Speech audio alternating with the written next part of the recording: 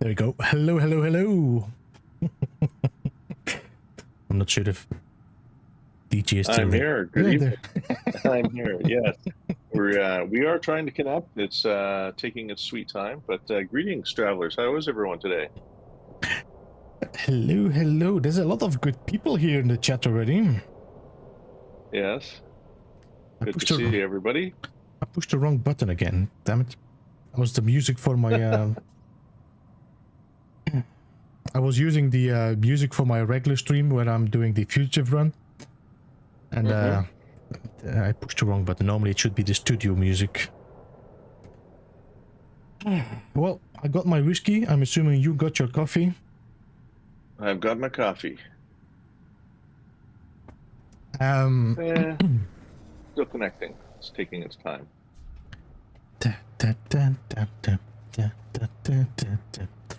So I did a little bit of work on the studios, so both of them will have decent light now. So we can. I've not done anything to the lower desk, but we do have a bit more light for the comfy sofa corner with the fireplace, or the nice studio with the purple light. So we Excellent. can. We got Can't wait to see it. As No Man's Sky lets me join, I'll be there. I just get the connecting sign. That's all it's telling me. So yeah, we're still waiting. Sorry about that, everyone. Really, we're professionals. We've done this before. Yes, and every time we mess it up, so we are good at that.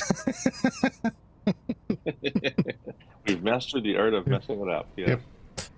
We're professional mess-uppers. All right, I'm going to quit to desktop and then restart the game, and maybe that'll help. Let's try this again. Yes, I'd like to play No Man's Sky. Yeah, DG has some issues with his PlayStation, so we are playing. He's joining me on his PC version this time. Yes, so sad news, everyone. My main save, the one that's got over 10,000 hours on it, sadly is not playable on my PlayStation 5 any longer. I'm still trying to figure that out and get that sorted. I may have to download a digital copy, but I don't know if that will work or carry my saves over. Even with the cloud saves that I have, I don't know if it'll overwrite what currently is there as the upgraded PS5 version. So I got to contact Sony support and maybe clean out my my PlayStation. Yeah. All the dust bunnies, all the joys of the new PlayStation 5, unfortunately. And you know, the sad news is it works seamlessly, no problem, right up until one day it just wouldn't play the disc. So I mean, luckily I do have a PC save, and I do use it from time to time, but it's nowhere near what my PlayStation 5 saves have. Yeah. So yeah, those saves are at this point in limbo, which kind of sucks for me because I've got a lot of really cool builds and all my parts are there, and yeah, a little sad about that, but we are here, and if I can connect, I'd be there in person. Yeah, I would definitely put your saves on a USB stick or something, just in case something happens, that you always have them in the back somewhere. I gotta get to them first. Yeah, the disc won't let me get to them. Yeah, so yeah, the disc is fine. It's just the disc reader, which apparently is a common problem with the PlayStation 5s. It just won't read the disc. So yeah, unfortunately, very sad. Yeah, my plan was actually, if I would be buying a PlayStation 5, it would have been discless, because yeah. At the time, I didn't want to spend another $70 on the game. And it did offer an upgrade from the PlayStation 4 disc, so I took that upgrade. And that worked actually pretty good. I was really impressed with how just by putting the disc in and hitting upgrade, how seamless it was. It did all the things for me. It transferred all the files. It was very, very Yeah, good. you still have to have the disc in your. If you need the disc. Yeah, if you install it from your disk, you still need a disk to start up the game. No. Yeah. Yes, that's correct. Yeah. So yeah, without it, I can't play the game or even access the files. So, but I do have cloud saves, and that's always been pretty good, having a cloud save. Well, if you wait a bit, maybe with the next, I don't know anymore, but I'm expecting next week. Now, yeah, there might be it'll go on sale. Might be a sale that you can get it. That's what I'm counting on, is a sale on PlayStation. Pick up a digital copy, download it, and try and transfer my saves over on that. Yeah. Using the cloud and just overwrite the blank new PS5 version. So that's what I'm hoping for. But I've got a little bit of work to do. I got to take the PlayStation apart, and the warranty is over now. So, you know, I hate taking apart the PlayStation. Yeah, I always worry about that stuff. I just hate taking the parts. It's like, oh man, there's so many screws, and I just need to be there, and I need to be on the whole back. I just hate it. Well, for me, it's not the screws and all the little parts. It's what if the absolutely worst happens and it doesn't turn back on again? Then that's about $600-$700 down the drain. Because I can play any digital game that I have in my library, no problem. Still, unfortunately, No Man's Sky is the only disc that I currently own for any games, and is the only one that isn't playable. Oh boy, this is frustrating. It's just not connecting, Beeps. That's annoying. It is. Yeah, I've tried restarting my game, and I've tried joining our guest, and I've tried joining you. Neither one of them wants to connect. Should we do the same like last time? I tried to connect with you. We could try that, yeah. So I'm gonna quit to Mojalik. All right, I'll start up my save. I'm gonna just random cafe space station. Let's see if you can just teleport from there. Give it a sec to load. Yeah, I think it's been so long since I had any discs. I think the last discs I had was actually on my Nintendo GameCube. After that, oh, wait, no, the Wii still had discs as well. No, yeah. Yeah. So let's say Wii. That is the last console I had discs on, but for the rest, no, it didn't go for discs anymore. Yeah, this disc is from 2016. That's how old it is, and it's been in my PlayStation, whether my PlayStation 4 or my PlayStation 5, the entire time. It's never even seen its own case, which is quite funny. Okay, I am in a space station live. Good luck. I hope you can join me. Connecting with my. From there, I'm connecting with my Studio 16. Okay, it says you joined the group, so that's a promising start. Ooh, right in front of a Atlas interface. Nice. Yes. I'm gonna fly in the space station myself and warp teleport to the Studio 16. All right. And then I'll just hit the anomaly.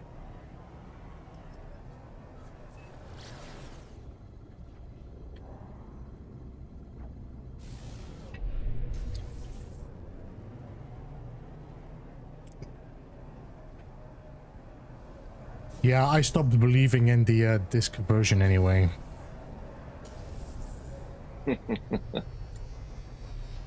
I think the only reason why you would not do it is Ubisoft now messing with the with your digital versions, but oh, that's not cool. You shouldn't be messing with anyone's digital versions. Yeah, Ubisoft has been planning on removing your access to a few digital versions you bought before. Oh, not cool. Right, I'm gonna teleport over to my place, Studio 16. Okay. Yeah, let me know when you're there, and I'll hit the space anomaly.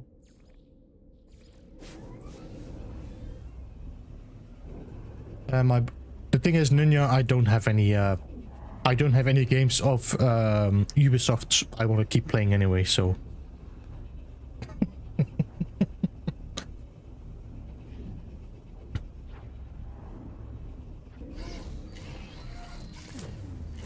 I have arrived. All right, let's hit the old space anomaly here.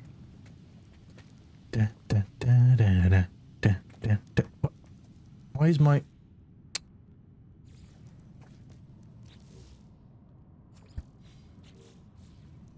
Change color. Why did it change color? Save.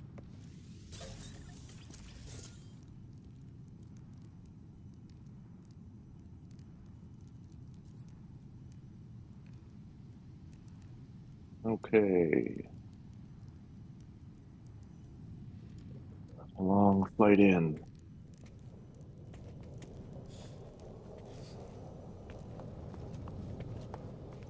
Now we have the teleport animation. Yeah. Uh, All right, let's do this. Hey, at least we got to join each other, so that's a plus. yeah. Strange to let you join me, but it won't let me join you.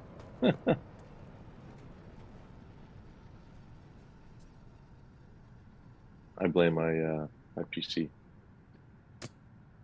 Yeah, because we now are both on PC, so it should work pretty okay. Yeah. I mean, it's a newer laptop, but it's not a gaming laptop. There you are.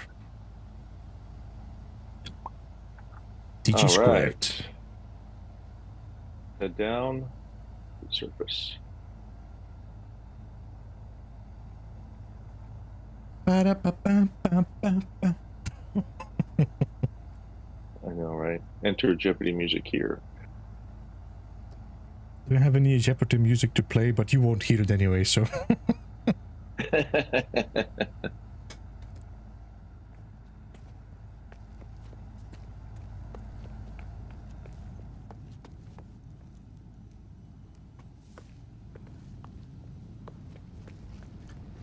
This is a randomly generated Sentinel ship, by the way, so I have no idea where you could find it. I just randomly generated this to have a Sentinel ship on this save. So nothing new about this one.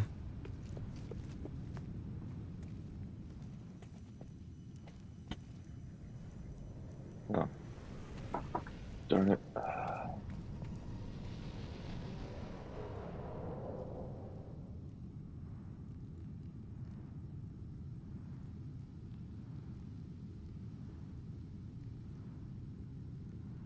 So, what do you feel like? A modern studio, or you feel like a comfy corner today? Oh, geez. Let's go to a studio that we were not in the last time. Well, the last time we were in our studio, so. All right. So we have the studio here with the purple lights, and I moved the chairs forward so we have a little bit more lineup. I hope this base renders in now for you as well. It did. At least the landing pads did. Just need to fly back up and let the landing pads take my ship.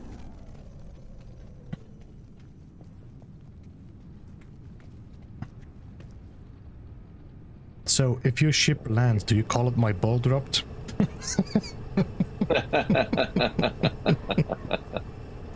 Yeah, I've got a whole bunch of ships on this one. It's weird and rare ships.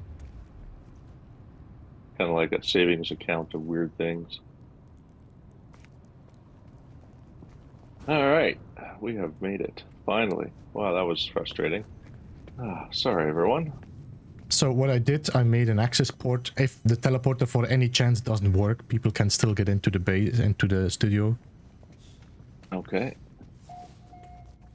This has not rendered yet for me. Do you see the rest? I see the rest of it. I see the inside, and it looks great. You see the I'm gonna teleporter? hit the teleporter. Yeah, I'm gonna hit the teleporter. There we go. Pop. There you go. Let's go in there. Here we are. Let me see if I can make it so that we see everybody sitting here. There we go. There we go. Let's just go into photo mode. Perfect. I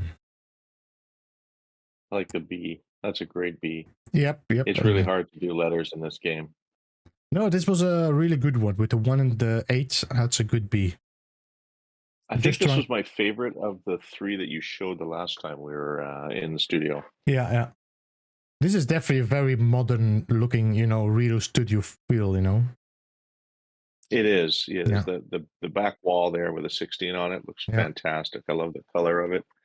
And it's a lot brighter in here now too, so that really helps. Yeah, I added a little bit more changes to the light. There's a light on top as well to shine down a little bit, and I did the same already on the other studio. I love that corner. That's such a great sofa corner there. So that's got next time. Yeah, next time we've got much to choose from. So great work. The camera looks really good too. Now, who designed this base again? If you would, this was done by a Japanese shoemaiden. Japanese-ish? Yep. Oh, shoemaiden. Okay. Fantastic job. Yeah, I love the camera with the animation in there as well. It's such a good idea. Yeah, they really did a good job. That was great a really detail. Good, yeah, that was a good idea. Mm-hmm. So busy week, lots going on. What's new with you in No Man's Sky? Not much.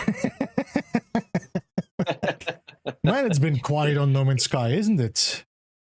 Yeah, well, much the same for me. I haven't been able to play the last week or so, so it's been a little quiet for me, quieter than usual. But I mean, we do what we can do, and hopefully I'll be able to get back to doing a little bit of building. I've got a couple of projects in mind, and there's a cafe event we'll be taking part in soon. So it's there. We're just coping with the loss of my PlayStation. I know. Like an absolute human. Yeah, I know. You say like, "Oh, this is not that bad." It's just a PlayStation. But man, it can be so frustrating to just, this is your escape. This is what you use to escape from the world and whatever. It can be really painful to lose contact. Connection to playing a game is not the same. Yeah, on my PC, right? Like the saves aren't all there. They're half-assed put together, and it's just not the same. There's not as smooth. I can't record videos on my PC. At least I haven't figured that out yet. But I can't. What I used to do before, which was have other saves join my PlayStation. Mm-hmm. I can't do that right now. Because of that, it's any videos that I try and make, it's just me, right? Yeah.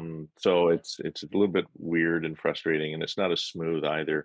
Building is definitely not the same. Even when I plug the controller in, it's not the same. There's a little bit of delay as well, no? Yeah.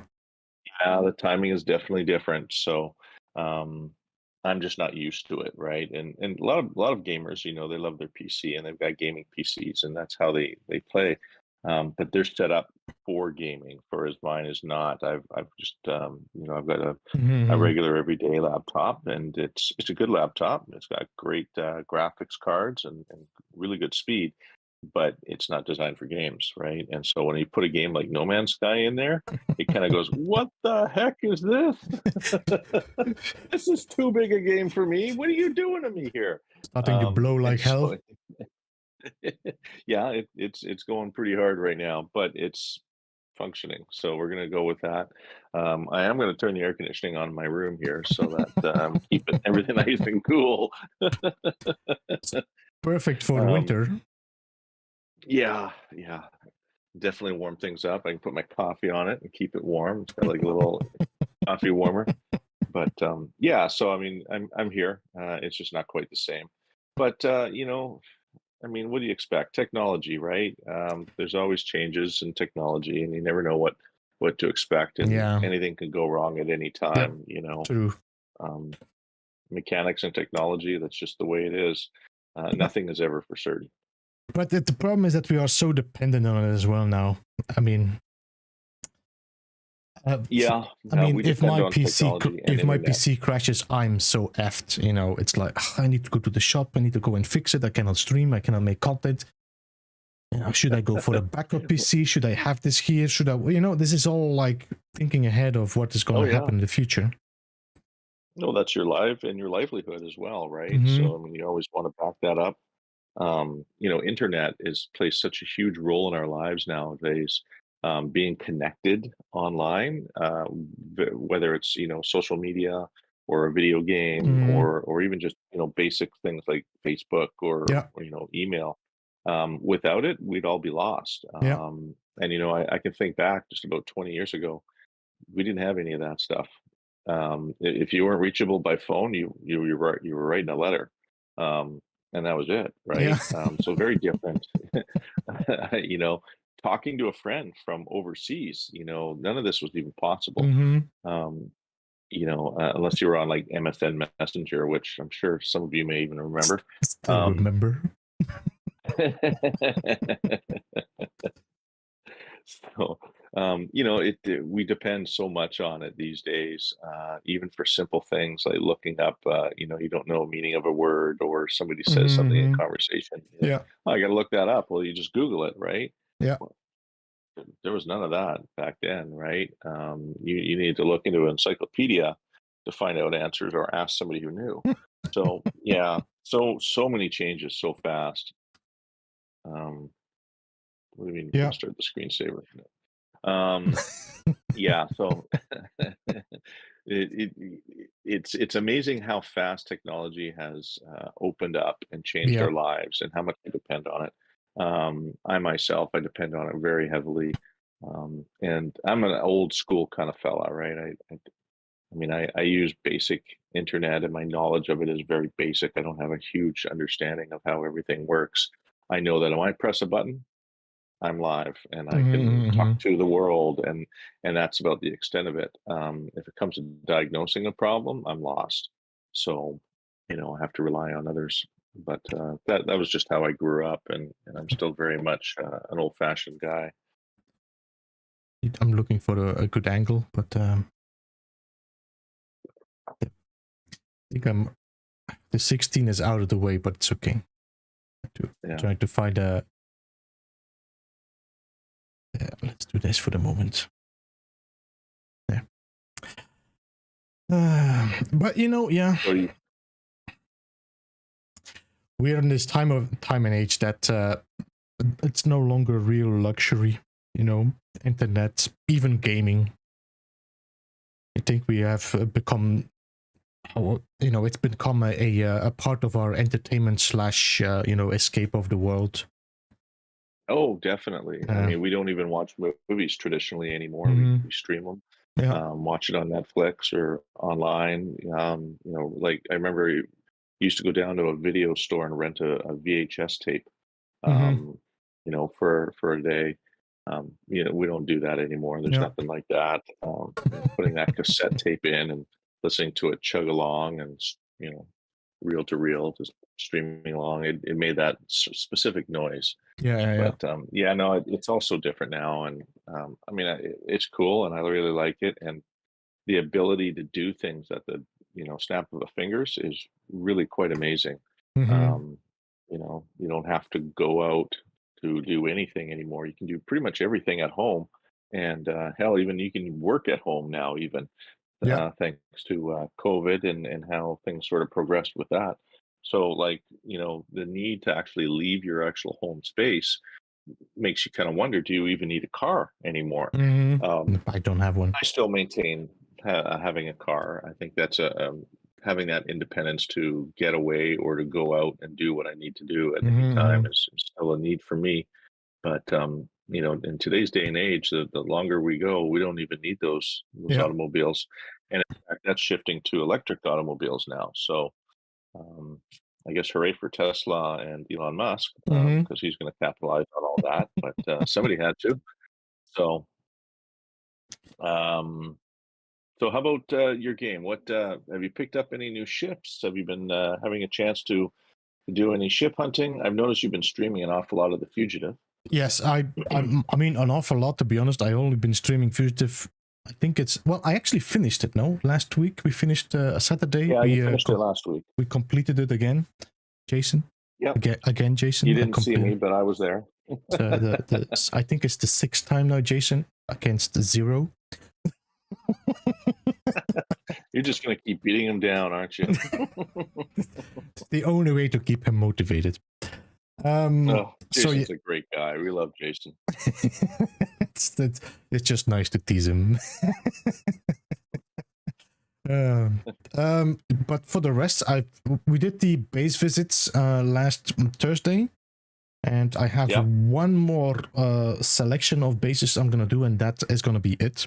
Like I said, I'm gonna take a break of base visits. It might come back, but for the moment I need to just break away from it. It's good to change things up a little bit on your channel as well and keep things fresh. Content can get kind of stale after a little while, and yes, even interviews can get a little bit stale after a while. But like any content creator, you have to keep things fresh and entertaining for your viewers. So, it'll be good to take a break from that. But I mean, lots of other content creators are also streaming base visits and everything else. So you got to be ahead of the curve on that. Yeah, and the thing is also, it's if you have a lot of this, it's good to have regular content that you have, like this day is going to be that and this day is going to be that, but it also forces you to be in a certain mood, and sometimes you just are not in that mood. Okay, I need to do base visits. I don't feel like doing base visits today, but I have to do them because it's, So, I hear that. Yeah, absolutely. And also, I have no idea what to expect anymore from No Man's Sky as well. I've noticed a decline in applications to base visits, so I said, you know what, it might be a good idea to just slow down and take a break from it. We'll see what the next updates bring.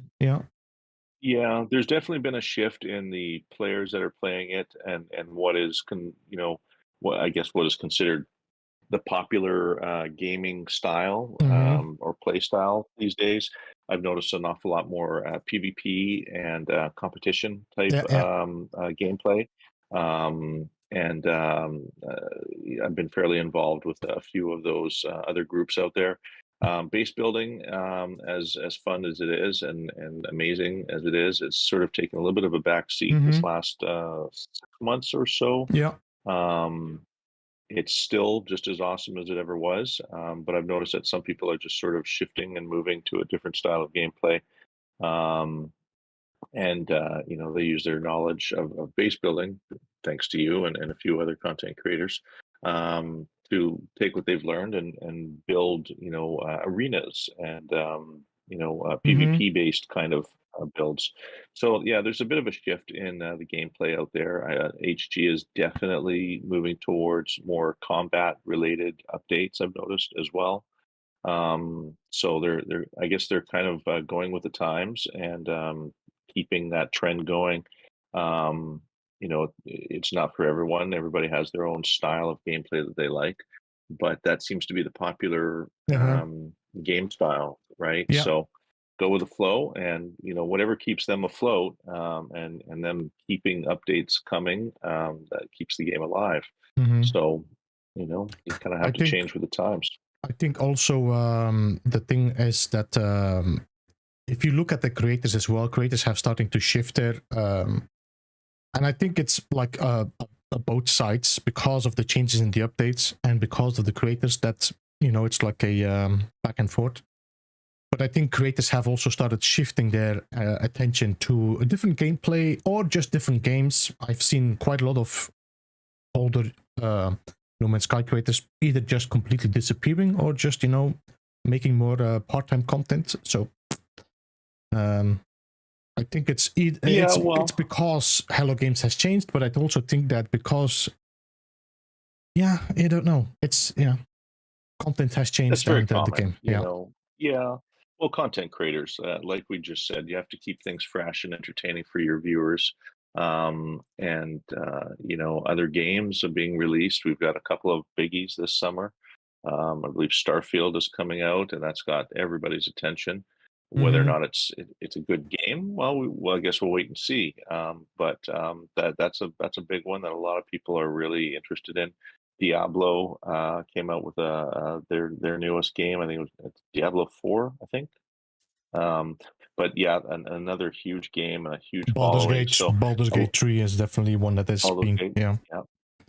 Yeah, you know, so there's some good games that are being released. And I mean, as a content creator, you want to, you know, showcase some of these newer games, right? So it's understandable that you'd see a lot of content creators make that shift. No Man's Sky is one of those games that you can play and you can put it down for a little Yeah. bit, and Yeah. then you can pick it back up again. It has its cycles like a lot of older games.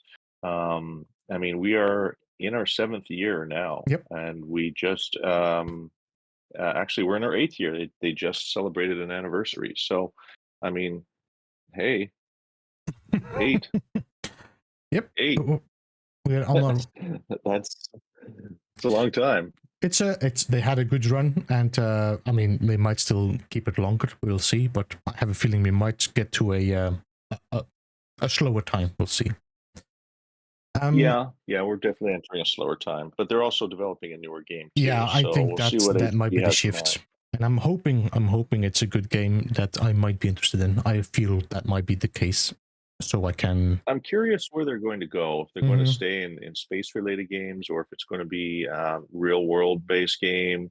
Will it be a Sims Life, you know, kind of a thing where you know everything's based on you know a lifespan of a person? I don't know. I have no clue. Mm, Are they going to release something like they did the last Campfire, which was a great game as well, right? yeah. So you never know, and they don't talk, No. right? We get an emoji, you know, what, 2 or 3 times a year out of Sean. So you never really know what we're got to expect from those guys. But whatever it is, it's probably going to be big. Well, we'll see as well what is going to happen with that, alternate reality game. But I think we might have to wait until we have our guest in the chair, because I know he is also pretty versed in that. Yes, And he's played a lot of games in his lifespan as well, so he definitely got some knowledge on that. Mm-hmm. So I guess it might be a good idea to pull him in now in the chat. Absolutely. All right, let's do that. And welcome, Kyle. There we go. Warm welcome to Kyle Culver. How are you, buddy? Hello. I'm doing fantastic. That's good to hear you. At least we got that going, right? If you feel like it, you can come and join us in the chairs, and we can have a chat. I think I saw some light passing by, so I'm sure you're around here. I believe he joined the group. Yes. Yes. I'm on my way. Excellent. Insert meme of person running. Run, Forest, run. Is that one? No, that's that's running away. definitely one. We want him to run to us. Because that's one of the memes with Forest running. No, that's true. So, Kyle has been. You've played the game, I think, since day one. So you've been around a long time, and you've seen an awful lot in No Man's Sky. What's your take on the direction that HG has been going these days? I've been enjoying it. I think they've maintained their classic sci-fi nature. Everything's still relatively colorful. Does it matter which chair I go into? You can sit. No, the one nearest Beebs. There we go. We'll just copy the link here as well, so we can drop this in the chat. Welcome, Kyle. Good to have you. Finally. I know. I got here early because I knew I was like, I'm not missing this. I'm not going to be late. And this is not going to happen again. I'm here. Mistakes happen. I'm just going to drop a link so people can go and check out your channel as well, because I have to say you are definitely one of the underrated No Man's Sky creators out there. Oh, I always appreciate hearing that. Yeah, you definitely are. You deserve more attention, that's for sure. I've been always enjoying your cinematics and your storytelling. Thank you. It's it goes back to DG's first question of have I been enjoying the updates, and I think the real answer there is absolutely. Just take a look at the cinematics. There's just so much there. True.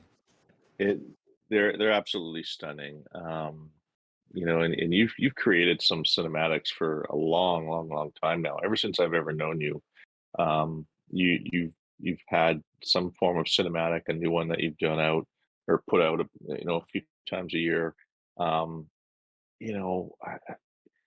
It's really hard to compare other cinematics because what you've done with the gameplay and what No Man's Sky has to offer is absolutely stunning.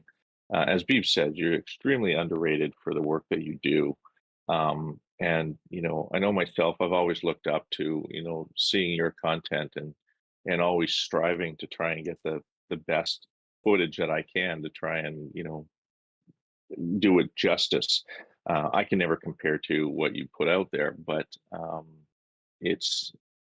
it's truly amazing to see how you capture footage, and then the rest of us were capturing like third-rate footage and trying to make it work. And we're like, well, how does he make it look so clean, and how is it so smooth? And can you tell us a little bit about what you do? Like, how do you go about getting your content and then putting it on screen?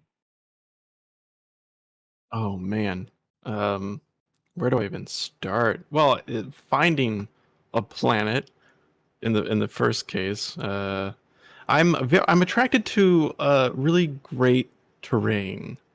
That's one thing No Man's Sky delivers again and again, is just planets that have very different areas that you can explore.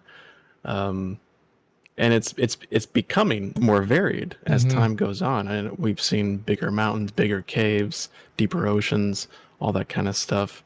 And I like finding landscapes that just have a certain appeal to it. I don't know if I can really put it to words. It's just when you're there, you're like, oh, this feels right. This feels good. Yeah. Same could be said about the colors. When you get into a certain system, you land on a planet, you look at the sky, and you're like, oh, that's worth capturing, Then once I decide to capture an area or a place or what have you, this is just the capture process. I'm not even talking about like the theme and the content itself. I use an Xbox controller to create the camera movements, and I have a very special preset that I have set up through the Steam control configurations, so that the camera doesn't move incredibly fast. Yeah. Because those slow, push-ins or pull-outs or side movement, I feel that's kind of a part of what makes it so cinematic. It's mechanical. It's not connected to any kind of player model. It's just kind of there floating. Yeah. And I think somebody mentioned a while back, it was very similar to, what was it? There was some sort of like ambient mode that was in the game files that somebody discovered. No idea about that. Okay, this might have been several years ago now. There used to be a way to play in filters as well, no? But that's something different, I think. I don't know if we're talking about the same thing. There used to be a time you could actually play in black and white. If you wanted to change the filter, you could play the game in that filter. Oh right. Oh yeah. No, that's That's like way back closer to launch. No, there was this ambient mode that was not present in the game, but it was in the game files. And one of the modders had found it. I wish I remembered any names, but this is just kind of off the top of my head at this point. It may have been Rayrod. I think you're talking about Rayrod. If it's mods and it's Rayrod's like #1, right? Yeah, he's got some great stuff. So this ambient mode had one of those automated drones that you would follow. And I'm pretty sure if you like search on YouTube, you can find like gameplay of this, but it's literally just like a camera floating around a space, whether it was a space station, a freighter, a planet. It kind of looked like it was meant for Hell Games to make trailers. Like they had, like, well, not necessarily. Like what they had mentioned before, when they sent out probes to see what their generations were creating, and then sending back like little GIFs and images and whatnot. I feel like that might be part of it. Anyway, I don't know where I was going with this, but like the ambient mode, you want to give that feel cinematic. Yeah, you want to give that feel. Yeah. Apart from the controller, I think most of my time is just finding the planet and capturing the footage. I have I have to take so many takes on movement just because I'm not a controller player, and so getting those finite movements, it takes a while. And then of course with the ships flying over and other random things that happen in the universe that just kind of make that moment a little more special, I kind of wait on those, or they just kind of happen out of nowhere, and I kind of get lucky with those sometimes. So it's really, I mean, all my trailers are procedurally generated, I guess, in a way. No, they always look amazing. They have very good feel. You're using the right music for it as well to make that right atmosphere. It's always very enjoyable to watch them. So yeah, you're doing a great job with those cinematic, and I need to ask you about that. Definitely, how you use it, how you change the control so it's a little even more smooth. Because I'm pretty good at controlling with the PlayStation 5. I feel the PlayStation 5 controller is a little bit more sensitive compared with the Xbox. So I might have to look into that. Well, it's all even default. as a console. Yeah. Even a console player has a tough time with the camera movements. Keeping it smooth, as you say, that's one of the things that I think most people, including myself, struggle the most with, is smooth movements, slow movements, slow pans, and zoom ins and zoom outs. I've used a controller pretty much most of my gaming life, and even I have a difficult time creating that smoothness factor. And like you said, that yours being comparable to the ambient mode that was found in the game files. Some of those trailers and cinematics that you put out, they're like watching some of No Man's Sky's trailers. The quality of not just the image, but the movements and the feel of it. When you watch it, it usually generate a feeling or a mood that person gets is absolutely amazing, and you really capture that in the moment atmosphere. Whether you're flying through space or in a battle, or any number of different scenarios that you find yourself in the universe of No Man's Sky. That it's got a really good professional quality feel to it. And I mean, I could list off, at least a 2 dozen, cinematics that you've put out over the years that have always been fantastic. One of the most memorable actually was the one with the creatures that you did. I can't name the actual cinematic, what it was called, where you had a voiceover of somebody describing the creatures that were found on a planet. It would brought me back to like Wild Kingdom that I'd watched as a child. David Attenborough. Yeah, exactly. And some really great concepts. The one walking through the doors from different worlds. Mm-hmm. That was another really great one.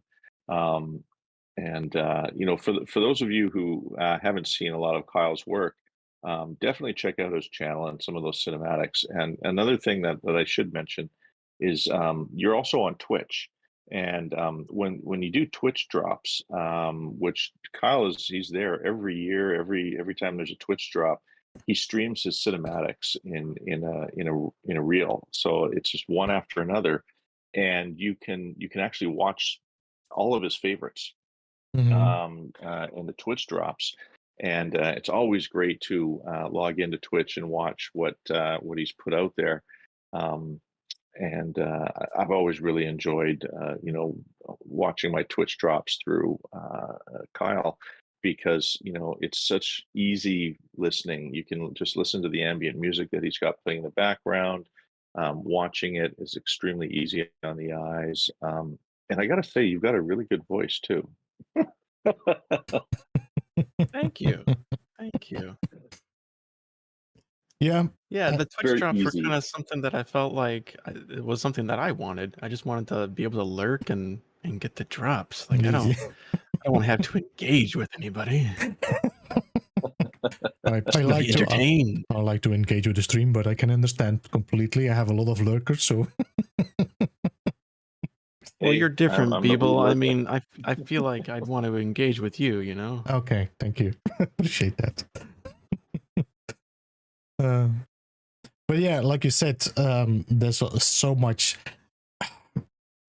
If you look at No Man's Sky at a glance, you would say, "Oh, this is again the same planet. Oh, this is again the same."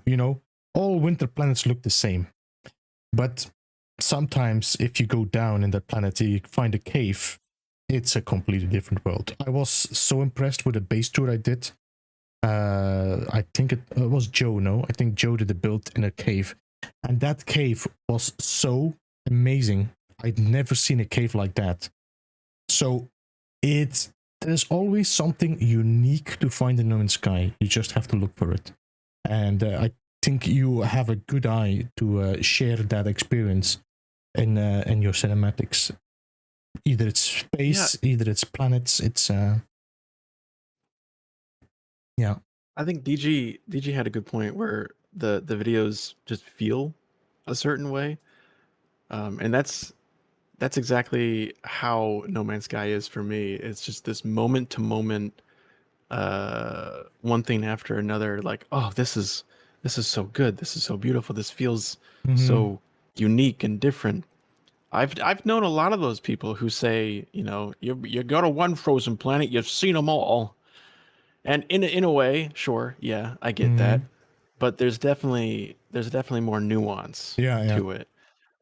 You could jump into a tertiary starred system where that frozen planet looks completely different, as opposed to like a single star system with different planets in the horizon, and what if it's a ringed planet, and all these different variables now that we have that you look at, and now that I'm looking at, and I'm like, oh my God, the variation. Yeah. It just goes to show that you got to get out and explore. You can't just, look at a planet from space, or even just fly over. You got to get down, land your ship, get out and explore the planet and see what it has to offer. Anywhere from the creatures to the flora to the caves. Like Beep says, some of those caves are absolutely stunning inside. And they've made some changes over the last update or so, where they've added some plants and more in-depth cave features, like the stalactites and stalagmites, the terrain, the plants that grow in them, even different plants altogether. Like we got used to seeing the same basic plants, inside of caves and outside of caves, but they've added more to the overall No Man's Sky universe. They've been sneaking them in there. They Now have, and if you look that's closely, a new tree. I never saw that tree. That's a new thing. Yeah, who put this tree here? Yeah. And if you look closely, they have notes now too, just like the animals do. And so that's another intriguing factor that you can add to No Man's Sky. So they keep adding new things, and Kyle just keeps finding new and very interesting ways of showcasing what this game has to offer. And I'll tell you something, if HG was smart, they'd hire you to put out a trailer because some of the stuff that you do is probably better than the trailers they've been putting out in some cases, because it really showcases what the game has to offer in a really wide variety of the universe, right? It would be Some good to have a trailer like that on No Man's Sky, on Hello Games, you know? Like, this is the feel you get from playing No Man's Sky, you know? Because when you're watching the trailers, I always get excited if I see the trailers. Oh, I want to figure that out. I want to find this. I want to do that. But the cinematics you're putting, there's a vibe. Like, I want to explore. That's the vibe I get from your cinematics. And I think it would be great to have something there on their channel, you know. I would love to. I'm not gonna lie. Like, I would love to collaborate with Hello Games and on some sort of trailer. They have their ways. They have their like their God. theme that It's they like have God. set up. You know, Hello Games works in mysterious ways. but it's true. It's so true. If I were to do like, okay, so my full-time job is making trailers for video games.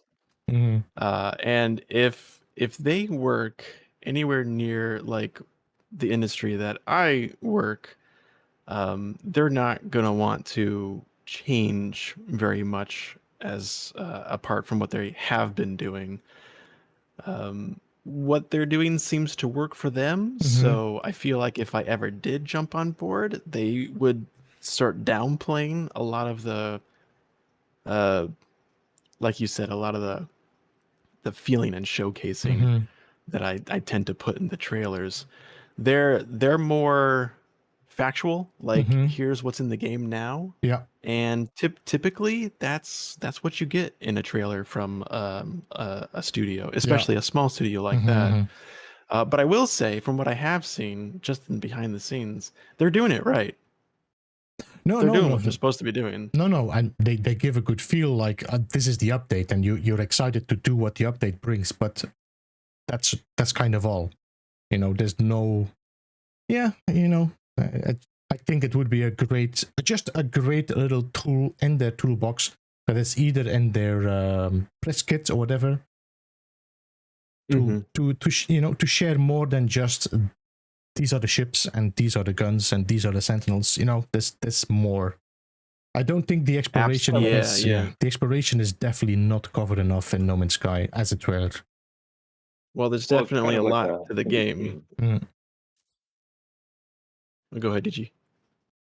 Oh, I was just saying, just kind of like an in-between trailer between the updates. Yeah. You know, would be, you know, something that would help maintain keeping sales coming in between the updates. Something that would be, you know, showcasing what the game has to offer in its entirety, as opposed to this is what we're putting out now in the most recent update. There's only so much content they can put out, and obviously, when they come out with an update, they need to showcase what the new features are. And I get that. But you know, what you do and the cinematics that you produce, it's you know, it's a more variety, it's a larger variety of what the game has to offer in general. It's not just a ship or a multi-tool or different gameplay that they're offering. You know, it's something that would, you know, definitely be an in between kind of a trailer. And because, like you said, I think you'd probably be very restricted to what they want you to be showing, as opposed to, you know, what the artist yourself wants to put out, right? And that's always a tricky aspect, is that balance. Brands are very particular about how they're shown. Yeah. Exactly, right. And of course, if they're going to pay you, they're going to want you to do exactly what they want. Um, and you know, I consider you a little bit of an artist, right? What you do is very much an art form, creating some of these cinematics. Um, and you know, like you film, you edit, you produce all of your own work. It's really amazing to watch when a new one comes out, and I subscribe to your channel, and so I know every time a new one comes out, I try and look at it right away and see what you've done, because it's always a really cool and interesting cinematic, and you keep it fresh. Like you do different things. You even had one cinematic, which was I think it was probably more fun for you to do, was you the many ways to die. I think that came out around the time we had the survival expedition, Yeah, yeah. and you were jumping off of cliffs and slamming into planets with your ship, and dying by the hands of some random animal out there. And I think you had probably kind of a little bit too much fun with that one. Oh my gosh, so much. I had never died so many times before and had so much fun with it. Yeah, yeah. I mean, and you could tell you were having fun with it too, right? Like it was just an onslaught of death scene after death scene. And it's always fun to watch, the black screen at the end, what quote you're going to get when you die, right? So I Or like remember what you back in the die day, to, there are we used different to record it. categories how you can die. Mm. Yeah, yeah, like impact, you know, or space combat, or who knows what, right? Yeah, it was always really interesting, and we used to take screenshots of the black screen with a quote on it and post it in the Amino back in the day, and Yeah. that was always kind of a fun way to liven up the mood. Um, is this something that you've done like all your life, or is it something that you just sort of came into, um, uh, producing cinematics? Well, I I'd always been interested in post-production. So video editing was definitely a passion of mine early on. Like back when I was a teen, right? Back when I was in grade school, that was something Mhm. that I always wanted to get into. Um, I didn't know there was going to be some sort of career for it, but I also enjoyed video games. Mhm. So that was kind of like I didn't have a through line for video editing and video games, especially back then when capture equipment wasn't really a thing. Mhm. YouTube was not a thing. Social media, Web 2.0, like this was like way before a lot of this Mhm. tech has come out. Over the years, I have focused on video editing and have been sort of working on that trade and those skills to be able to market myself to people in the commercial space. And so I was in LA freelancing for a while. I even went to film school to see if there was anything else that I could learn. And there Mhm. was. There's a myriad of ways you can approach any type of project, and I loved the creativity behind it, the problem solving behind it. I really enjoyed collaborating with other people, despite me being the only one making these cinematics.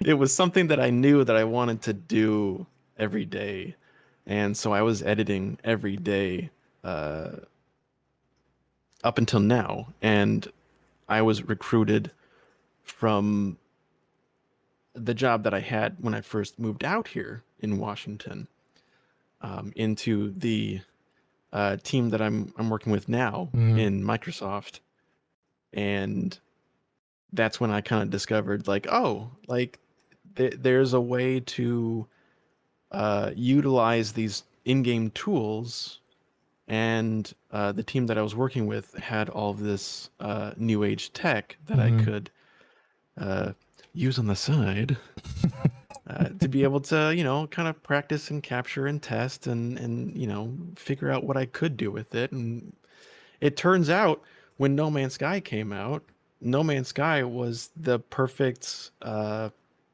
canvas platform Mhm. to practice that and Yeah. to showcase the expression that I felt. And it was a great eye opener because I didn't have this kind of form or medium of expression before. Mhm. It was very enjoyable. Yeah. Yeah. Yeah, I can understand Going into that. that, practicing that going forward, and understanding what I like about it, what I don't like about it, what works, what doesn't work. The rest is just kind of like figuring it out as I went. Mhm. Mhm. Yeah, I can totally understand that. I mean, partly understand that. Let's say it like that. But no, because I do like I've been growing up editing myself, enjoying that, but not in that depth as you're doing it. But I did enjoy the art of creating video content. Nice. Since I was like, since I had a computer, let's say it like that. I always did the family videos and Oh yeah. Oh, don't get me going on the family discounts and yeah. I've got a bunch of hi8s next to me waiting to be digitized. Yeah, the old film editing, film stock. It's funny you said you went to film school. I also went to film school when I was much younger, and of course, like you, they didn't have video editing so much there. It was done on like a video cassette, and you were editing off of a machine, pushing buttons back and forth and back and forth. That was video editing, but the bulk of what I learned was reel to reel, the tape, the actual film stock, where you're cutting the film itself and then splicing the pieces together. You didn't have a whole lot of special effects or merge scenes, to merge, different scenes together. You'd have to use a bus system to try and create a merging effect on video merged with the film in order to get that. And it was always a really interesting procedure. I didn't really get into film editing much myself on a video editing point until much later, when I took up doing it again in No Man's Sky, because, like you said, it's such a great backdrop and it has a lot to offer with its camera mode, to be able to use or utilize the scenes that we have in No Man's Sky to create videos. I think video games is a great way for somebody to pick it up and learn on their own, and to be able to create their own videos and produce their own videos just by playing a game. You don't need actors, because you've got actors on screen from the game. Multiplayer allows access to multiple actors or characters on screen, and so it kind of lends itself really well to sort of breaking in and getting your feet wet and learning how it all works. Do you have any like special software that you use to create some of the masterworks that you do? Oh man, I get this question all the time. Let me take some notes here.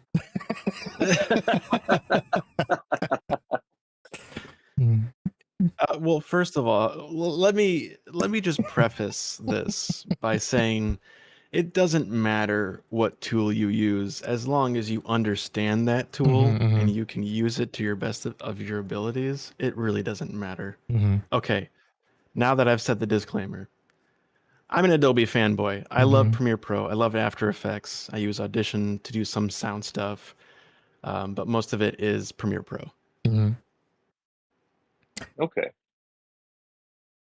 Understanding how it works and manipulating it is the key. Like you said, you got to know how to use your tools in order to make good content. Yeah, it's like a hammer. If you don't know how to use a hammer, then you're just going to put holes in the wall. Yeah, exactly. Yeah, I know myself. I started out with a very simple program, and I outgrew what its capabilities were. I mastered, how to use all its components, and all its features. And then once I reached a level where I understood it all, I found I needed more, or I wanted more, capabilities. So I ended up having to download another program that had more um, benefits and capabilities to it. It had a lot more content and things that I could use, that my creative mind wants to try and portray. And so, learning how to use the new tool was a fun thing for me. Experimenting and trying out new things, and does this work? Does that work? I spent countless hours, probably not nearly as many as hours as you spent editing, but I spent a lot of hours just figuring things out and trying to get that right look and feel. Even a simple thing as a cut from one scene to the next. You know, which one do you use when you've got a list of like 30 of different cut scenes that you can use? So, you Mhm. know, trying to find that and use that to your advantage to create that mood. That's every bit as time consuming as you know, creating the video in a lot of cases and getting that footage. Um, do you use a lot of multiplayer when you're creating your videos, or is it like just all on your own? It depends on the project. Usually, okay, so this is the beautiful and terrible thing about No Man's Sky is when they introduced multiplayer, it was very much you had to be in the same system with another Mm-hmm. player in the same instance, and then they opened it up after Atlas Rises to the whole, or was it next? Oh, I can't. I'm losing track now. Next was Um, physical characters. yeah, they introduced the player models and Yeah. everything, and that's when um, you could be in the same system as another player and photo mode still be active and Mm-hmm. moving. So I utilized that for getting the environments to move. Mm-hmm. When it came to the next level, the short film that I did, when it came to like actually directing people, multiplayer was constantly an issue. Like there were so many bugs and so much to just jump through. It was awful.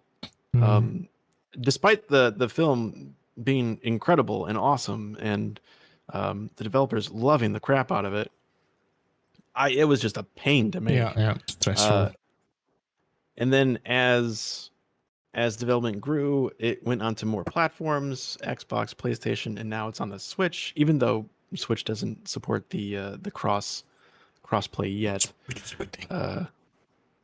well, you know, It's a good thing. some if it's just Switch, maybe I could understand, you know. It's But anyway, the idea that I could join myself on my PC through my Xbox mm-hmm. or through my PlayStation meant I didn't need anybody else. Yeah.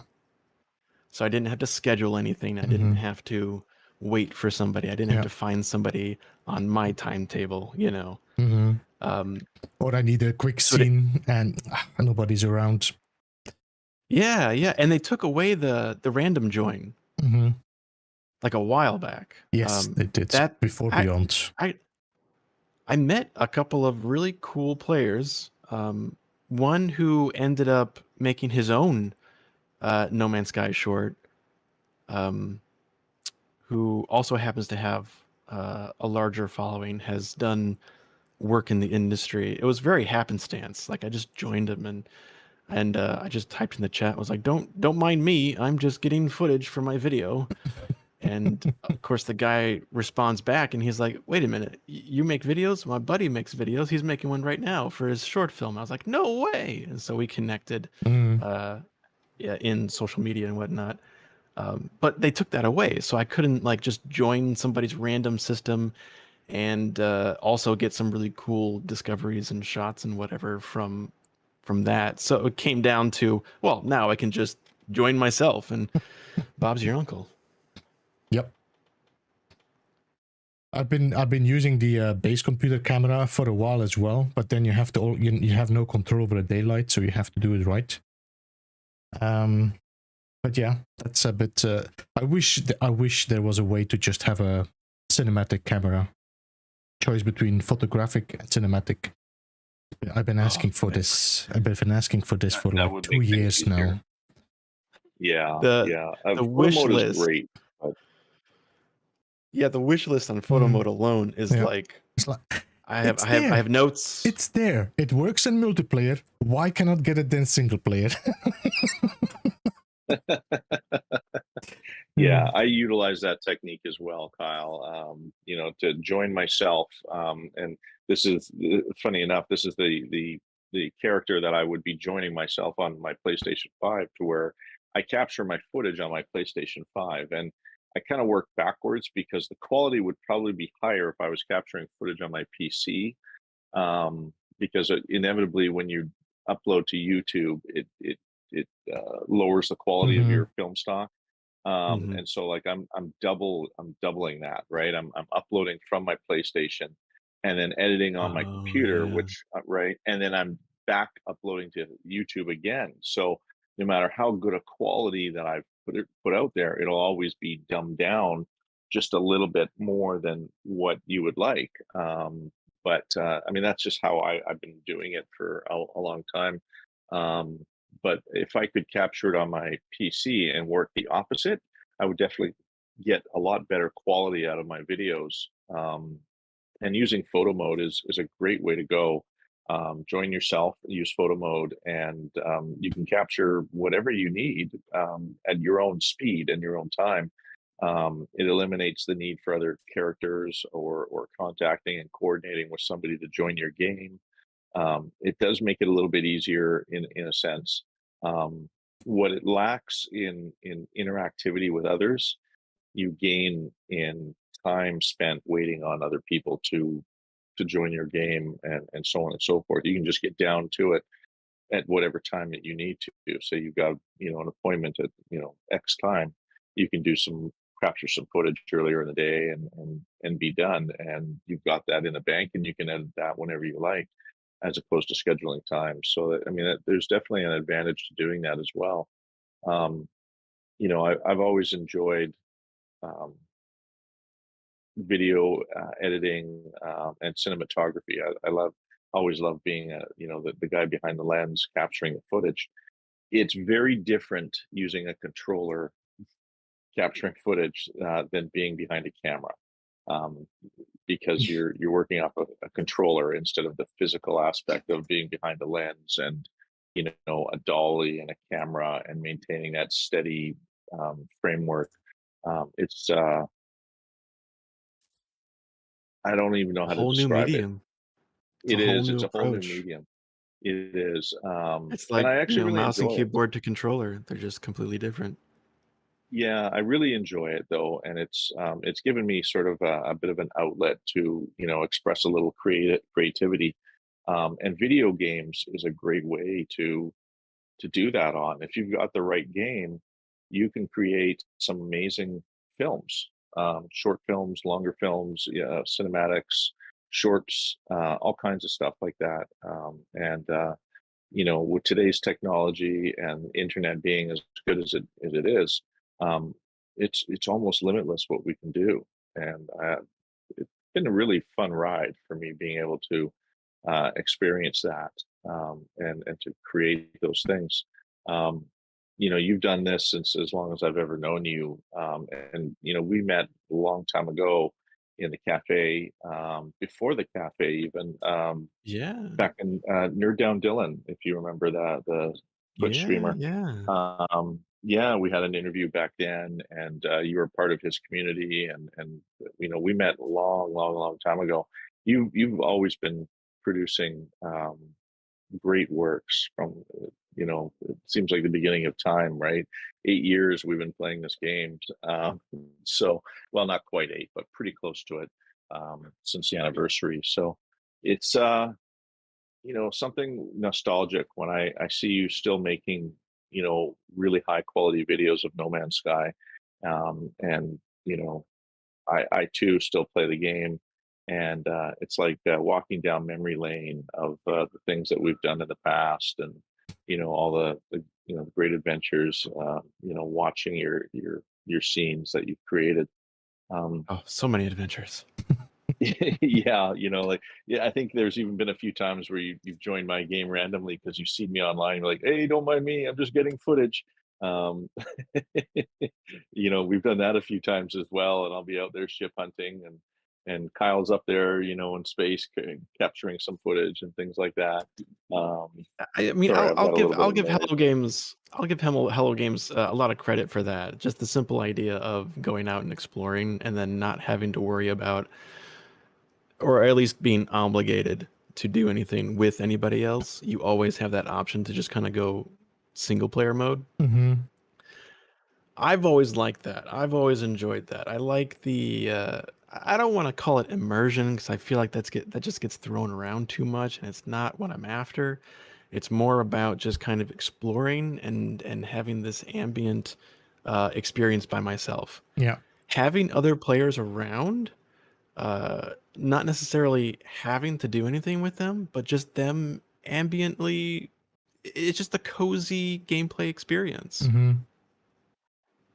Yeah. I've always enjoyed that. Yeah. Knowing there's somebody around you without having to interact with it, just like walking on the street, you know, like you don't have to talk to the person who passes you by, but there's like this a life that's live around you.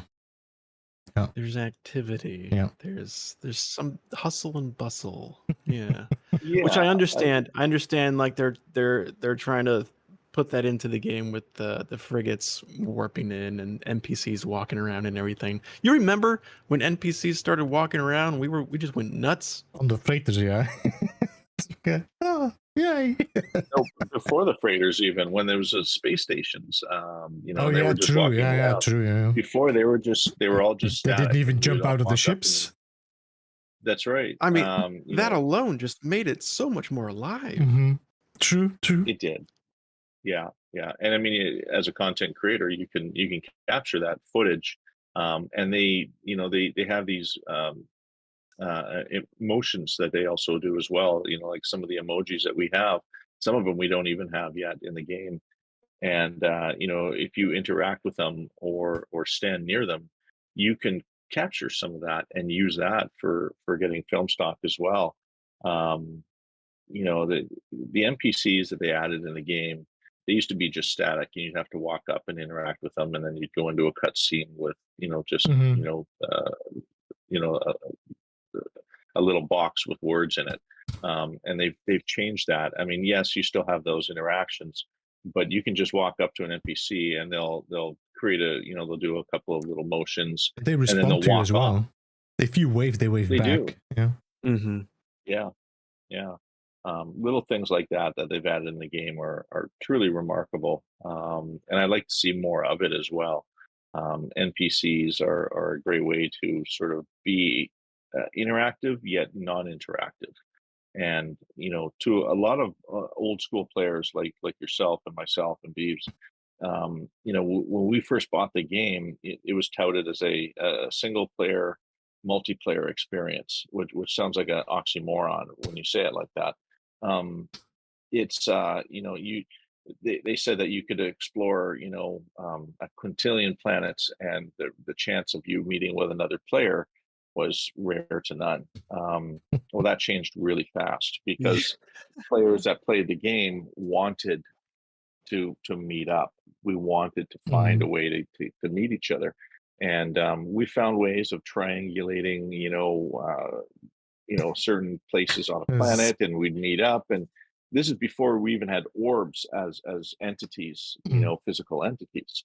And you know, and that would be streamed, Before and people could portals, see that before we were there. teleporters, before all of it.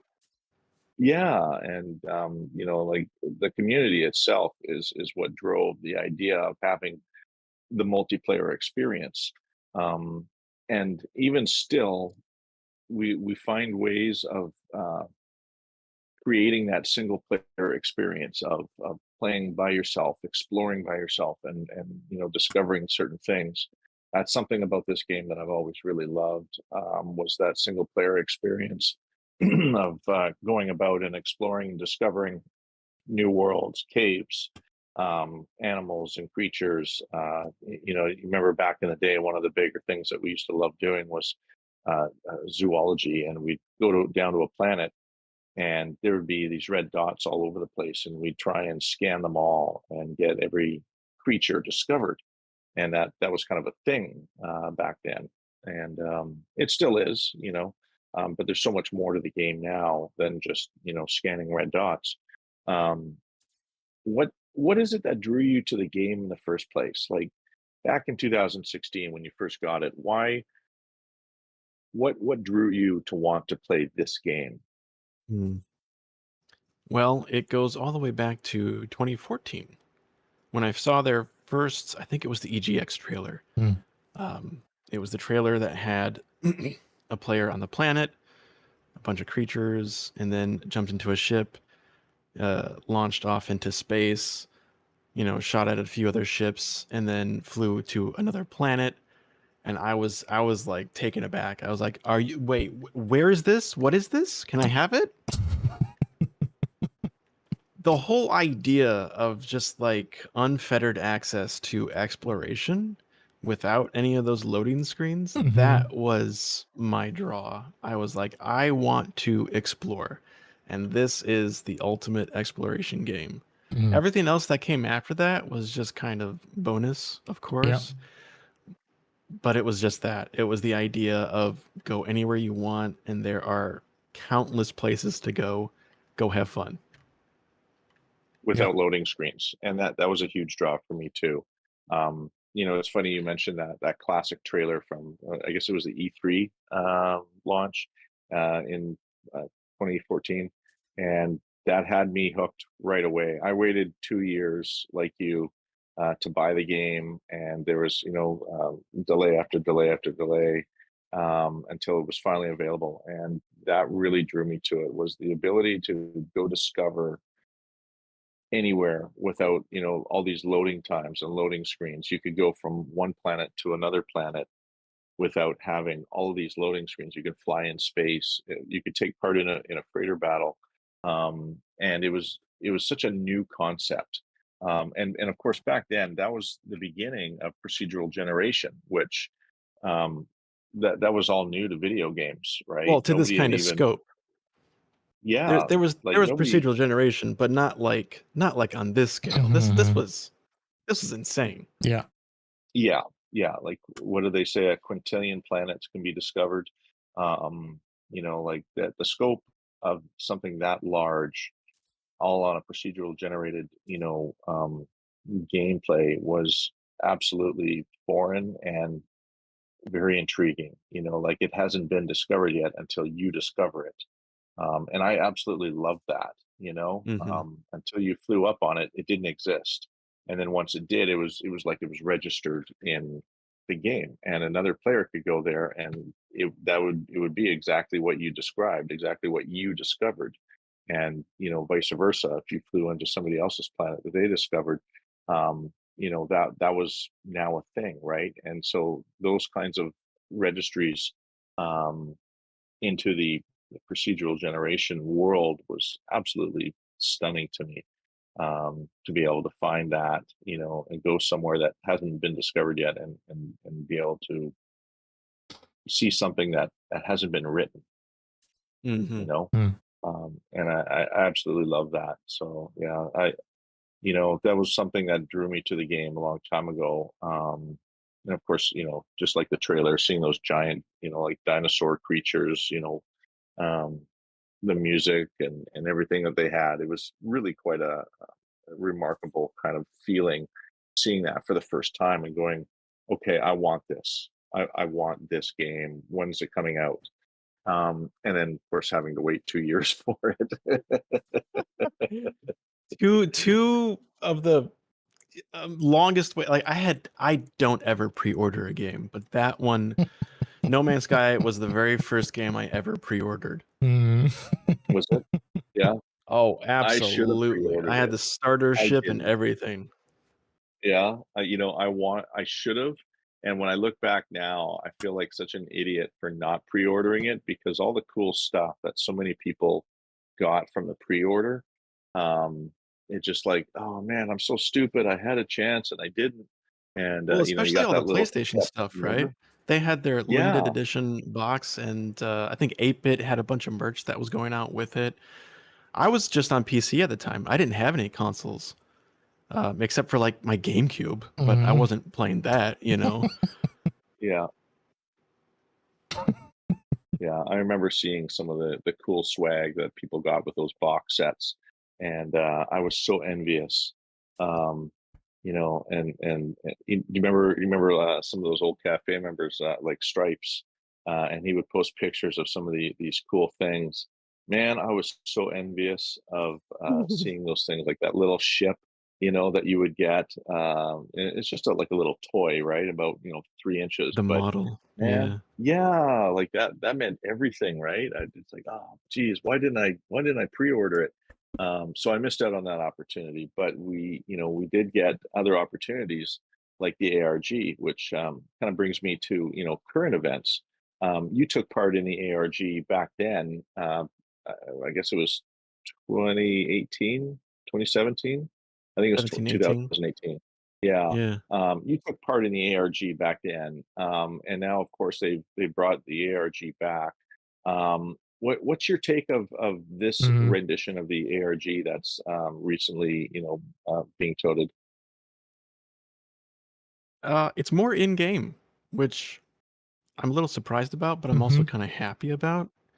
I think that was some of the biggest feedback that I had in the first two seasons of Waking Titan was I want to see more of this in the game, Hmm. or at least some sort of interaction with the game. I know we did a lot of things, or at least a lot of clues and hints and whatnot within No Man's Sky's ambient multiplayer at the time in season one.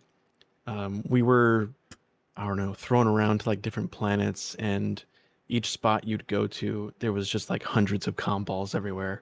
And that was always really cool because it was like, oh, people are participating in game. This is so cool. So seeing that is definitely like satisfaction. The lore, I can't say I'm a huge fan of how the lore is written. It's just very vague. It's almost like uh ancient text Hmm. where you have to decrypt almost everything to understand what's going on. I was watching a video, one of your videos, Beeble, Uh-huh. of you breaking down some of your own theories and whatnot, and I was just like, good God, like there's just so much nuance and connections Hmm. and like all the little things that make the lore so much better, and Hmm. it's not inherently obvious No, when you read it, no. when you go through the game and experience it. So I'm not a huge fan of the lore in general, but I do like the approach. I do like the artistry behind it, and I love to see it in game more. It's a very slow start right now, Yeah, obviously. it's I think we're all kind of it we're all it kind of waiting for. yeah. No, go ahead. No, it feels like, when I've been watching your videos on the ARG because I was not included in the Waking Titan when I was traveling from Norway to back to Belgium. So I watched all your videos to just get back on track, like what was happening there and what is happening now. Can I put lines between this? Can I understand these two ARGs now? It was like, this does feel pretty minimal, this ARG now, compared with the depth, complexity of the ARG they did with the company. Oh, you better believe it's going to ramp up. Yeah, I hope so. That's what they did in the first season. It just started out with tapes, right? Yeah. I think Cobra got the first tape, and excuse me, um, and people kind of deciphered those, and it kind of led to one thing after another, and then suddenly you're deep in this rabbit hole, going 6 different ways, and so many people putting in input and figuring out other codes that you didn't even know existed. And Yeah, yeah. Because We even had I an do app love that was it. downloaded. Yeah, the Waking Titan. I know. Was it the Waking Titan? Because there was another one where you had to No, it with was the the Myriad. Dreamers. With the Dreamers, no? With the well, that Dreamers, was and it was a season Myriad 2. app. Yeah, that was season 2. Yeah. Yeah. And yeah, you'd link up to the satellite service that would link you to everything. And this time around, like Kyle said, it's a slow start. And it's hopefully it starts ramping up maybe with the next update that's we're waiting on. And like you said, this one is way more in-game ARG as opposed to the first one, which was more in real life, where people were getting tapes, they were decoding, what was on them, and getting the clues and moving forward to the next clue that would be out there. You know, It so kind I of mean, makes I'm sense really though, right? curious. I Yeah. mean, with the pandemic that started up, it kind of makes sense that if they were to create anything, they'd kind of have that type of mindset. And if anything was in person, it was always, all right, let's be cautious about this. Let's start with the game first. Feel it out. No, I'm really, to be honest, I was like, it feels minimal, but I really enjoy what they did with that, and it does connect a lot of dots. And there's a lot of story lore, original lore, that really fits well with what they put together right now. So it's like, I have a good feeling about the story. It feels like we might be able to at least tie up some of the story. But Greg is not involved this time. He's not involved with the writing at all. He says. He laid down a wonderful foundation, though. Yeah. He says, so you never know, right? True. Yeah, I mean, True. You never if you know. follow the lore, if you follow the lore, I think you'd like to see a little bit more tie-ins, because a lot of it was random loose ends that led nowhere. But I'd like to see a little bit more connectivity with some of the tie-ins from one species to the next, from one story to the next. We had a really good start. What was that? Could have been, was it Next? I can't remember. When we first started the Nexus missions, they were putting out lore that went along with each one of the weekly missions, and it came to an abrupt halt with the Adriani, I believe. That was after Beyond. Was it after Beyond? Yeah. Because we had the large anomaly already. Yeah. So I mean, it was really really interesting, some of those storylines, and we were all really hoping that would start to connect to the existing lore that was already there. But as you said, Greg Buchanan was no longer writing with them, or at least not right now. And I don't think that he was writing those stories either. So it kind of like, it didn't connect just yet. And we're all just sort of waiting for something to connect them all together. I'm hoping that the ARG starts to tie up some of those loose ends and connect the stories that leads to the existing lore in the game. And it looks like they've started to. So, I mean, I'm really hopeful to see some of that more connection to some of these the older lore that we've come to love. Oh, yeah. But Well, they I'm excited to see it. There were what, 4 or 5 parts to this thing? 4. Well, no, there's Something 4 like parts that, of the story yeah. arc, but the ARG doesn't seem to have parts. We might be, because Right. ARG just said ARG clues, but the last update was second of 4-part story arc. Oh man, I feel like we could sit here speculating all night. Yeah, and Yeah, I have There's so much they could do. And I'm really wondering what they're going to be doing now, because we're getting, I mean, it's almost, we're halfway, what are we now? 10th of August, so I feel like we might see an update next week. That's my sub-assumption. Because that's the only time, they cannot release it with Starfield. This would just be a stupid marketing decision. Yeah. They tend to release or the it in best late marketing August. decision. What? I said, or the best marketing decision. Yeah, I don't think so. There's not a single No Man's Sky content creator. Well, there's gonna be a few, but most of them will be jumping on Starfield. I will be. Yeah. So again, going to the exploration discovery aspect. Yeah. So I feel like we see it next week, most likely, and then we might see it somewhere more in October. So the 4th part of the story arc is most likely going to be next year. Yeah. Most likely. Yeah. Especially with if you follow the trend on how it's progressing, definitely next year. Even if it ramps up and starts, moving along fairly quickly, I think in order to get it all out, it's going to take until next year until it's all there. Yeah. I'm excited to see what comes next, and how that's all going to sort of tie into things. I like the interactivity that the first part, or the first ARG had to offer. I thought that was really cool. It brought the community together in such an amazing way. There were so many content creators and community members who all worked together, who logged on to watch a Twitch stream of the ARG, or it really it just brought everyone together, and it was all anyone ever talked about for Mm-hmm. like 6 months at least. I can't even remember exactly how long the first one took place, but I remember, the fact that, it was all that was being talked about. What's the next thing that's going to happen? And then carrying out what we're supposed to do, when, like with the Dreamers, we had to try and save them. We even had to make like bracelets and art and things like that, and then post these pictures.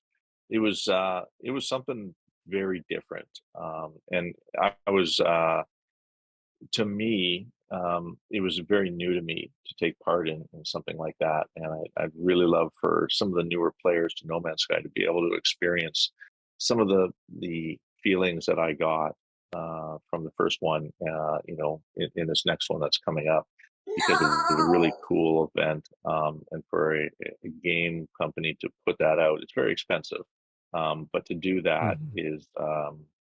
is extremely memorable, and we got some pretty cool stuff out of that. I still have my V4 pass, for those of you who are able to acquire one. See, Um, now you didn't get the early access or the pre-purchased stuff, but you definitely got the uh the Card. Atlas Pass. I didn't even Mhm. get one of those. yeah, I didn't pre-order the game, but once I was into the game and playing it, I was all in, man. I was all in. I love the community aspect, and attach myself to various communities around the No Man's Sky universe. I really love the community. It's one of the best parts of this game, is the community that revolves around this game. Um, a lot of you already know that I'm a cafe leader, and I've been with a cafe since 6 months of its inception, and other communities before that, and that for me is part of the game. Mm. It's not just playing a video game, it's also being part of a community and making friends in that community and interacting with those friends on whatever multimedia platform that they're on. These days, Discord is a very popular platform. Back then, it was Amino and Reddit, and content creators like Twitch and YouTube. So for me, it's really exciting for a lot of new players to experience what the ARG has, and introduce them to working together, instead of competing against each other. Hmm. Yeah, especially with that. What are they called? Oh my gosh, like it just left my mind. The rooms, the puzzle rooms, Oh, the puzzle room. escape room, the escape rooms. Yeah, Like that was funny to watch. That was really funny. yeah. I took some great pride in helping a lot of the people who were streaming that. Getting through some of those things, and that experience really added a lot to the game. It's more than just a video game you load up. It's almost a way of life. Um, Working with a community, um, playing a video game, meeting up with your community members while playing the video game in whatever event that your community is taking part in. That to me really, is a huge thing. I love doing that, and I would I've met love a to lot of really good echo. friends. I would love to echo everything you're saying, and just put on top of that that the No Man's Sky community has been, and I feel like always will be, one of the most welcoming communities in video game history. Mhm. You think about when No Man's Sky first launched, it wasn't always like that. But when you dove into the community itself, the people who actually enjoyed the game, people who actually stuck around, the people who saw what they liked about it, they were always there. They were always enjoying it. They were always had something positive to say. Everybody else just kind of, you know, decided, okay, don't like that game, moving on.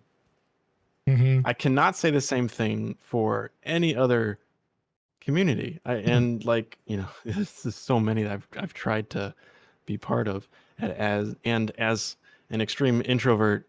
It's it's very off-putting to get a community that is either, well, that's not No Man's Sky. Yeah, it's extremely unique and groundbreaking for that matter. I don't think any video game has ever had a community quite as how to explain it, as good a vibe as you get when you're part of the No Man's Sky community. And there have been other games that have come out, and they've also created their own community, which is also really good. But No Man's Sky was groundbreaking in that vein. They were the first, I think, video game company that had a community that was that darn good.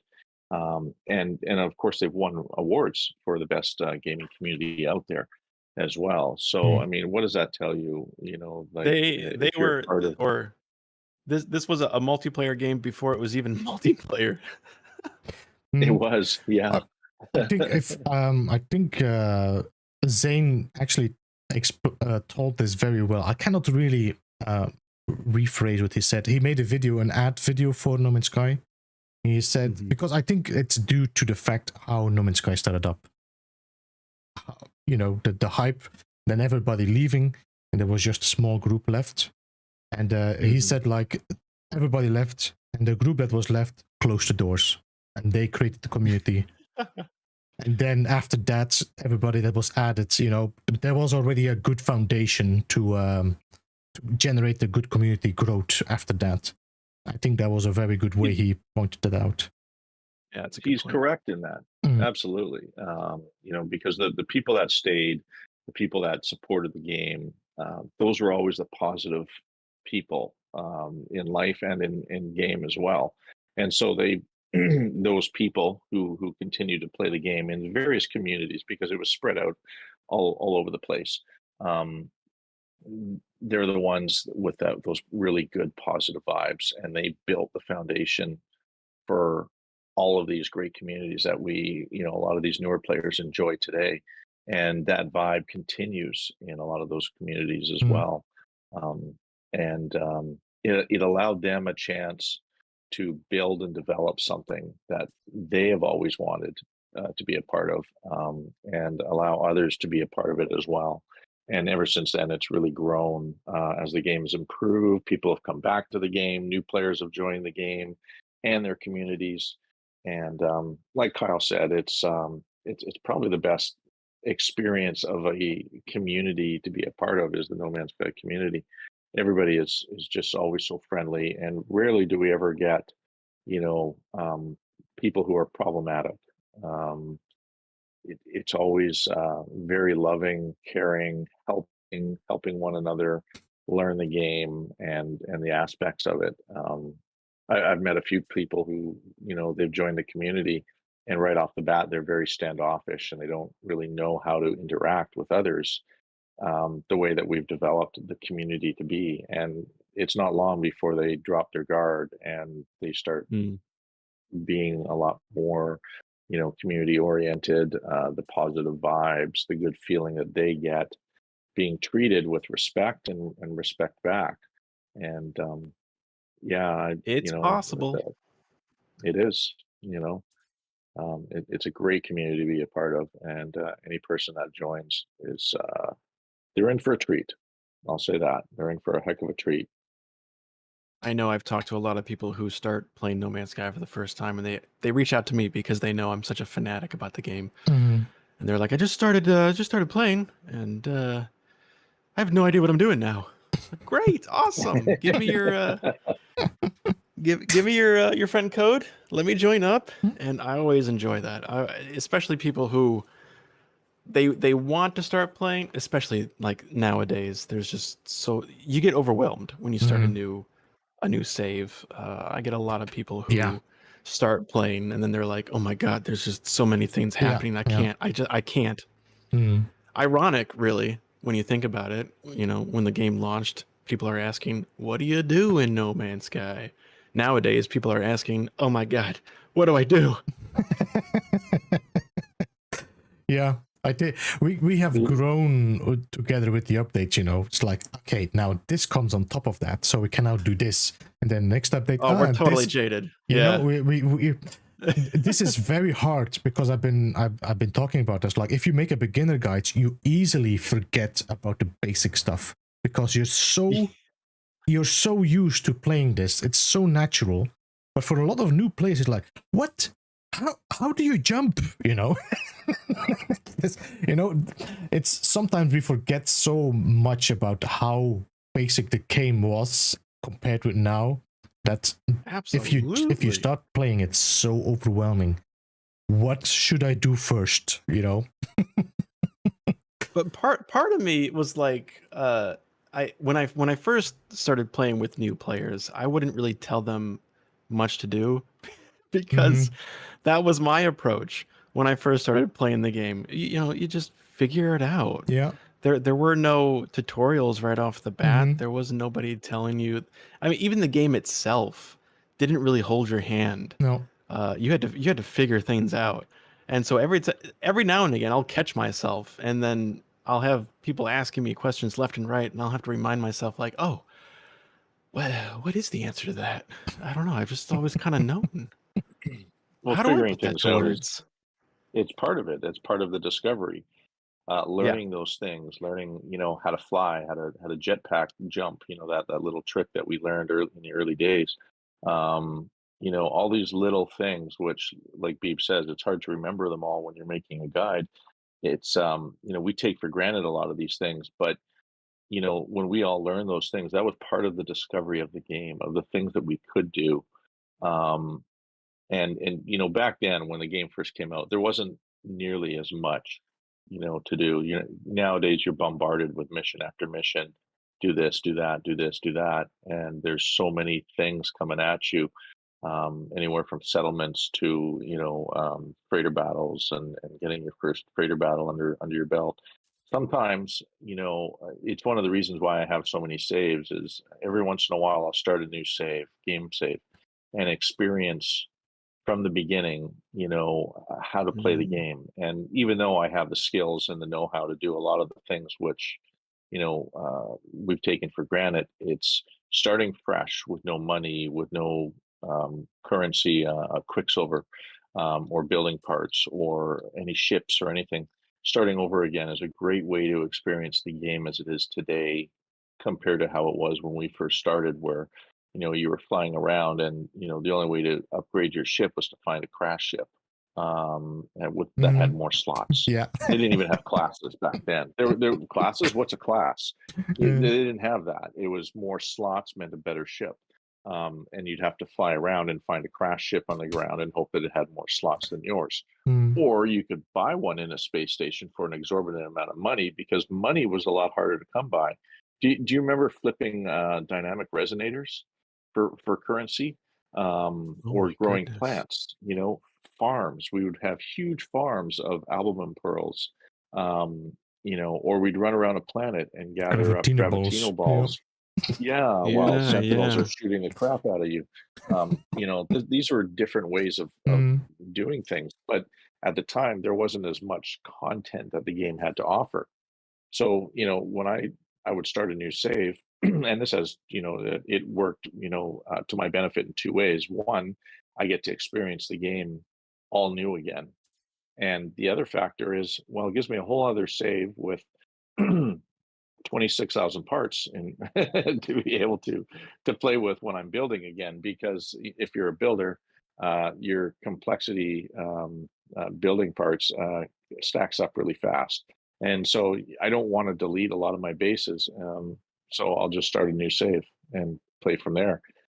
Nowadays, it's actually easier with expeditions, because when an expedition wraps up, that's a new save. And it actually, a lot of them now, they give you a full package of glyphs without having to do the storyline. Which is okay for me, to be honest. Freighter. Yeah, a couple of ships to get started with. I've always been like a big proponent of the New Game Plus. I don't want to save Artemis again. It's like I'm okay. I did it enough. So yeah, I do like this expedition just to get a new save. Although the missions still come up, you still get the Artemis and the Atlas Path and stuff. But Yeah, they want you to do the, those basic missions, Hmm. but you don't have to. There's no rule in the game that says you have to No, but I complete have, any of those I have missions. this. Oh, you have this problem that if something is on my mission list, it has to go. That's my problem. Mr. Yes, the Completionist. OCD. Yeah. Uh-huh. Yeah. I've Um, been really fighting it not to do it. So, but yeah, it's annoying to see that in my list. I like an empty list. yeah, I yeah, and actually, the I actually do expeditions they suggest offer to a that. number of I actually do suggest to a number of players to start on the expedition just Hmm. because you get all those added bonuses of upgrades and a ship and all that. It's a Yeah. great way to get your feet wet in the game and enjoy the different gameplay styles that they have to offer. And Beebs and I have talked about this in an awful lot of detail over the last few months about what the expeditions have to offer, and each one that they bring out has something new to offer in terms of style of gameplay, anywhere from creature discovery to freighter warping and using your freighter to get around. They had a survival aspect, which was a really unique take on it, and giving people a taste of what permadeath is really like. Um, because permadeath was a new experience to a lot of players. They didn't even want to, right? But if you wanted to experience it, you could through an expedition and not risk your game save. Um, Hmm. and they keep putting out new content with these expeditions, which offers different style of gameplay. Nowadays, at least the last two expeditions have been a linking story arc, which ties in with the ARG, and I think that's a really cool aspect. Is they're putting them out in a linear path of a story that they want to tell, um, and it's kind of a unique way of continuing expeditions and giving people a different style of gameplay, because there's only so much that you can put out there. They put out was it 8 different expeditions before they started on these last two, and they each one of those 8 offered something different. At some point, you run out of ideas, and so this is Mm. a good way of continuing expeditions and starting something new and fresh. Mm. And of course, it gives you a full package of glyphs, and you get some ships out of it, some technology, a little bit of money. Like you said, Kyle. It's a great way to let a newer player learn the game and enjoy what it has to offer. Um, and they I, help I you as well. Like, I go ahead. definitely love I definitely love the different options that Hello Games has introduced, especially with being able to change a lot of the mechanics and Mm. resource gathering and some of the more grindier aspects to the game. The custom settings is Yeah. that's game breaking. Not, and I don't mean it like it broke the game. I mean it's groundbreaking in terms of how each person can choose how they want to play the game. And I think we all wanted that for a long time, until they finally gave it to us, and it's something really, really kind of cool. Where now you can choose how you want to play. If you want it a little bit more difficult, or a little bit easier, less grindy, or you can just do it all natural. Mm. Now That call me crazy, but I enjoy the grind. Mm-hmm. I think it's therapeutic. I think it's one of those things that I can do for hours and not be annoyed by it. Mm. No, you're not crazy, because I too enjoy a lot of the grind. That's what drew me to the game, was some of the grind. It's not hard grinding, but it's a continuous grinding at a certain pace. It's also something you can Um, do smarter and smarter after a while. So Yeah, Yeah. yeah. like earning currency, gaining resources in order to build. Yeah, I mean, sure, there's videos out there, and you can duplicate, items and things like that, or you can just go down to a planet and mine some resources in probably about the same amount of time, and go about it that way. There's lots of different ways of grinding in this game, or enjoying all that has to offer. There's no linear path on how to do it.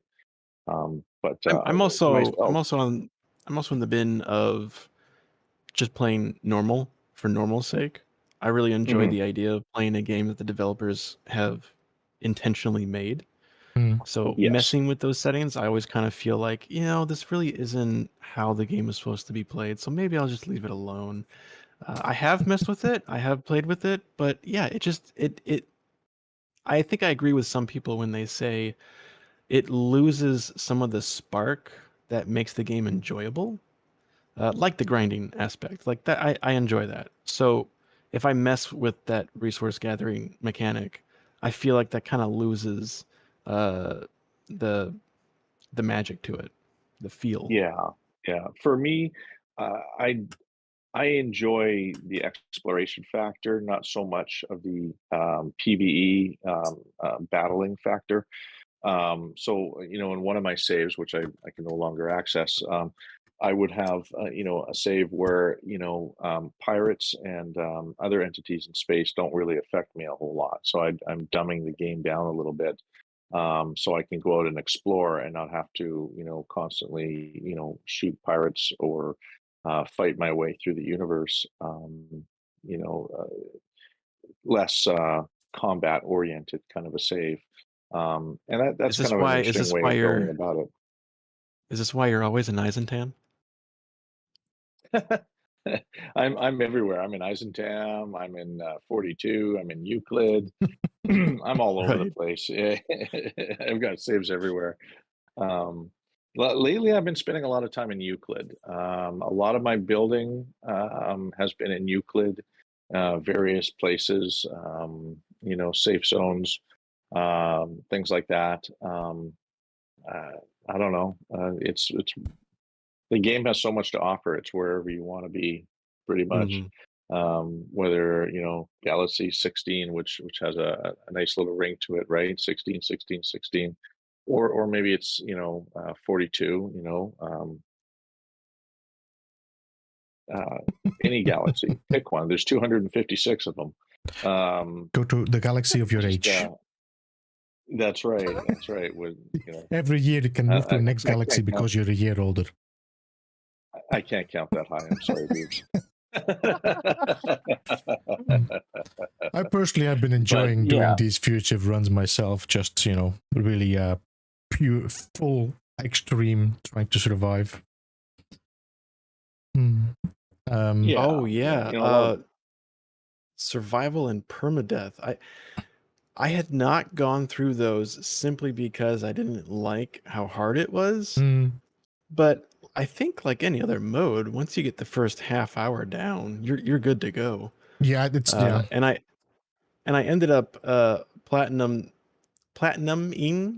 the game not too long. I think it was like just a couple of years ago. I finally got the last couple of trophies for getting to the center in permadeath. Living forever.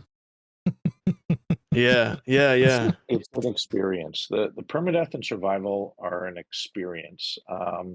We talked a little bit about playing the game in its default version of normal, but gaining an experience that is unlike anything else is playing in permadeath or survival, where you're on the edge of your seat every moment, where you could die at any moment. Even from something as simple as a multiplayer experience, running into somebody who may not have the same vibes as you and decides, hey, you know what, I'm going to shoot that guy. You can die just from simple, interactivity or entering the Nexus, or you can die from some animal. That whole Or aspect just is die 5 times within the first 5 minutes. yeah, well, I've been there. Atmospheric death. um, Yep, seen that one yeah. before. So the whole experience of the permadeath or survival saves, it's a fun experience. I've got a couple of saves with them myself, and yeah, I was a little bit late to the party as well, Kyle. Don't feel bad. It was a couple of years after the permadeath saves were introduced where I finally started one myself, and I found actually, I kind of enjoyed it. Being on the run sometimes was a little bit um, exhilarating, gets the I'm blood not gonna pumping, lie, keeps you active. I rage quit after the first death. I was like, or two after the first 2 deaths. I was like, no, I can't. Nope, permadeath. Nope, not doing it. You have to go in there with a different mindset. This is, permadeath You is do. not a game. You have to go in the mindset. This is not a game I'm gonna keep. Not a game. This is not a game. Yeah, This is not a expect to save I'm die. gonna keep. I'm gonna die. I'm trying Yeah. to survive, but I'm gonna die. And For all the things that you earn in the game, you have to expect to Yeah. lose those things. That's part of that experience of losing everything and how fragile life can be in a survival type game, right? Mm-hmm. Because in the first hour to 2 hours is the hardest part because you have absolutely no tech. You're on a hostile world where God only knows what climate has in store for you, and that is probably the hardest part is surviving that first hour or two, just getting your bearings, just getting to your ship. And I mean, you guys, Beebs, you and Jason and Zane and I think even Survival Bob, you guys all had a little series where you guys, the who can get to their ship fastest in the hard mode, and that was, that was a really good series, and people love to watch you guys die, and Oh my goodness. who I, can I do was it the watching fastest, Jason. right? I was watching Jason doing his speed run, and I was just flabbergasted. I was like, I didn't know anybody could go this fast. Ended up finishing the expedition in like 30 minutes or something. I was, oh, what the heck? Well, Kyle, speed run, right? the video you made about dying, is that is not the end? In No Death Man's is not Sky? the end. Is that the one? Yeah, yeah. Yeah, I'm just gonna That's the drop it. one. I put MSG because You would always, I think that was the name of the mission or the expedition or something. I don't know. Death It's is not the end. That's the one you die in constantly, no? Yeah. Oh yeah. Yeah. Oh yeah. Yeah, I think It that was was fun to watch. after. I think that was after my permadeath experience, and so I was like, "Yeah, death. It's just part of life." Yeah, tongue in cheek laughing. Yeah, that's it. It was, yeah, I died a few times in that expedition, and I didn't rage quit, but I definitely, I got to a certain point and I was doing okay, and then I stubbed my toe and died, and I'm like, take a deep breath, just take a deep breath, put the controller down. We're going Yeah. to take a step back. We're going to do some building for a couple of days, and we'll go back at it later when I don't feel so angry at losing my life, and all my progress. Which doesn't happen anymore now. and- You can't stub your toe now. Oh, you can stub your toe now? Yeah. That's good to hear. Yeah. There used to be a time falling was dead. Falling was dead. Now you can fall 2 or 3 times in a row and then you die. So they did make it easier at one hand, but on the other hand, your technology breaks down now, so you have to make sure that you can fix it if it's Oh yeah. Yeah, you always need to gather resources to fix that technology, which I actually kind of like. Because in true survival, your technology is going to get broken, so you need to be able to repair it. Or a different take would be, you get injured, and so that slows your movements or something like that, or maybe you can't walk, so you got to crawl your way to your ship, or who knows what. But I think there's a few different ways you could go with the whole survival aspect and the permadeath and survival. Um, I think they did a pretty good job of creating a exhilarating survival experience, though, and that I really, as much hate as it got, I really think it was a good way to go for HG to put that expedition out there. I know a lot of people they were upset about it, because they wanted the rewards, but they didn't want to do the permadeath experience. They were like, "No, I don't want this. This sucks. I'm done." And they just wouldn't. And one of the things that we did over in the cafe was we put together specific strategic bases so that people could go and they could help themselves to whatever resources were available to help them progress their way through the different rendezvous and still say somewhat safe. I mean, you're never really safe on a permadeath, but we gave them a little bit more of a chance to be able to progress and get that reward, because at the time, if you guys remember, it was the living ship or the living frigates, right? It was the the first flaming time we I saw think the flaming barrel as well. the flaming barrel for builders. There were some but, really for nice a lot of, parts in there when yeah. there was, and it was a really, the rewards were worth it, for me anyways. But for a lot of players, they really wanted those rewards, but they didn't want to go through the the whole permadeath experience of, getting to a certain part, putting all that time in, and then dying over something silly. So we try to create certain bases in strategic locations to assist with that. And that really helped a lot of travelers in the cafe community get the rewards they really wanted. Because let's face it, people have wanted space whales for a long time in this game, and finally they came out, right? And you get one. I mean, who's going to refuse a space whale, right? They make noises and they look really cool and all this other stuff. So yeah, there's lots of things that you can do in a community that can help people experience the game, um, and have the rewards too. So we took it upon ourselves to do that. Not so much in the recent expeditions. I find in those you can't really help a traveler quite as much as you used to be able to.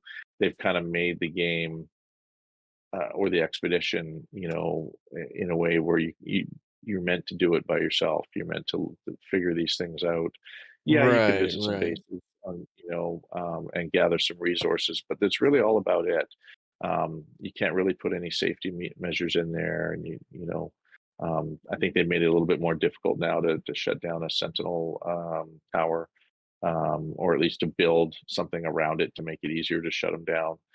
Um, so yeah, I mean, they've enhanced the experience again, even on normal mode, which is really kind of cool. Mm. Well, another note on just like the whole expeditions and the weekend missions. It's a great opportunity to find and look at new systems and new planets. Hello Games does a really good job of showcasing Mm-hmm. um, systems that, again, like I don't know if they've curated it or if they found it themselves or whatnot, but they do a really good job of finding atmospheres that I personally wouldn't necessarily run into all the Mm-hmm. time. Yeah. And 'Cause you, quite often, quite yeah. often, I put those atmospheres into some of the videos that I make. Mm-hmm. Yeah, I think we talked about it quite some times. At the beginning, the expeditions were focused on a lot of the getting used to certain, like, learning. Like, today we're gonna do farming, and this is all the farming, and this is cooking, and this is so they always introduced us to new things we might never have done before, just to get the taste of it. And I think they did the same with the systems as well. Like, you would never land on a radioactive planet because, I don't want to be on a radioactive planet, So forcing you kind of made you appreciate the You're gonna experience it and you're gonna love it. Yep. Yeah, it's like your dad's telling you you're gonna do it. Yeah, I love it. I've definitely been introduced to new planets and atmospheres just because of the weekend missions. Yeah, I do miss these as well. These the story-based one that was like, when you went to talk to every part of the anomaly character, and then that was a nice one that kind of disappeared. Well, yeah, maybe replaced with expeditions then instead. Yeah, I too would like to see some of those stories, or new stories even developed, or a continuation from where we left off. That would be kind of a nice little feature. I think it would give us a little bit something more to play for on those weekend missions. Now it's simply your basic grind to keep up with earning Quicksilver. But back then it gave us a reason to play the weekend mission, right? To find out and read the next part of the Yeah. story that was progressing. It wasn't about Quicksilver. And it wasn't about the Quicksilver, it was about the story. And we would get together in little groups in the community and say, hey, come on, let's see what happens next in the next, the part of the story. And you get rewarded with some Quicksilver, but the whole point of it was to get together with your friends and experience a new part of the story, find out what happens next. Yeah, you could probably read it on a Reddit post or something like that, but it lacks the immersion factor and the enjoyment factor of discovering what that next part of the story is for yourself. And I really enjoyed that. I'd like to see a little bit more of that if they could. Um, but I mean, HG, you never know what they're going to give us next. Oh, it's the beauty. It's the beauty of it. The mystery. Is there anything One you thing would I like can to tell you, see? we are going to. What? I said one Did you... thing we are going to see for certain is another silly emoji. Sean loves giving us emojis to figure out. So that's always, an interesting speculation. So endearing at this point. Is there anything you would like to see coming to No Man's Sky still, Kyle, yourself? I am in the group of custom starships. Mm-hmm. I would love to have new mechanics introduced to have a somewhat space garage where you can build your own ship. Mm-hmm. I would love that. That would be my biggest, most technologically expensive addition to the game. Mm-hmm. Yeah, something really well worked out. But yeah, I agree. Yep. Yeah, I got some thoughts about that, but something that pushes you to explore, something that pushes you to, not just like I'm putting a ship together, Yeah, well, it goes back to putting like the Sentinel interceptors. Mm-hmm. You had a little bit of a story there. Yeah. I mean, it's not a whole lot, but like you still had some sort of explanation as to why you were doing the thing that you were doing. Mm-hmm. Yeah. This ship used to be sentient, but now it's just another ship. You need to reprogram the core and yeah. Mm. Did you see my video that I shared about how I see a spaceship customization to work? It's like, I think I released it 2 years ago or a year and a half ago, maybe. I don't know. I feel like I did because I scour No Man's Sky for these ideas, and I'm like, come on, I'm not the only one, right? Okay.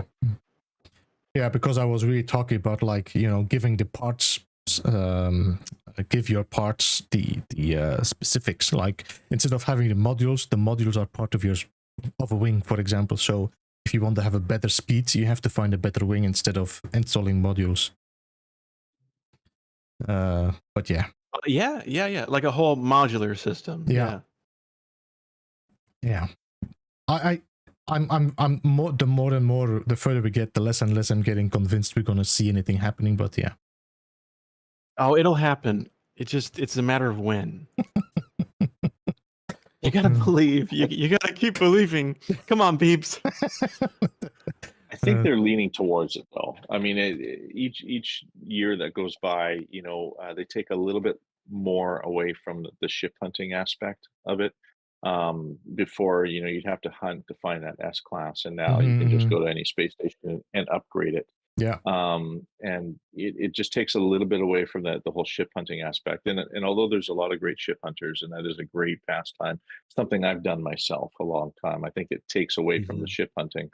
But at the same time, it also satisfies the need for a lot of other players like yourself, Kyle, who they want to build their own ship. And I think, you can go about it in a lot of different ways. Beebs, listed a bunch of them in his video.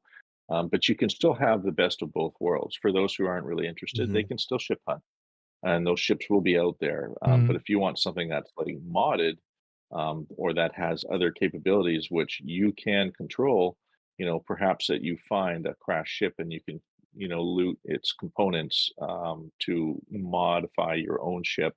Or like you said, maybe a space garage where you collect these parts and then build your own ship, based off of a hull that you've gotten.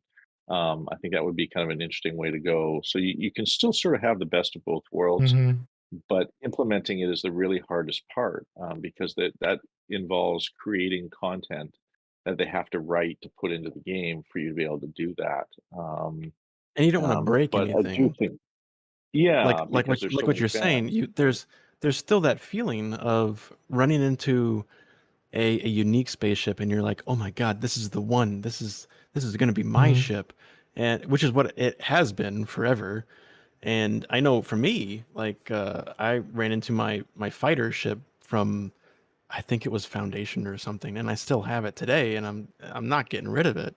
But there's also I that feeling, that unique feeling of finding your ship as if it was your destiny, you know? Mm-hmm. And it's not like anybody else's ship. It's like winning a Kind of like, lottery, almost. yeah, You know. like the multi-tools or even like the planets. Like, I don't know, there's just something so special about that. Mm-hmm. And that should never go away.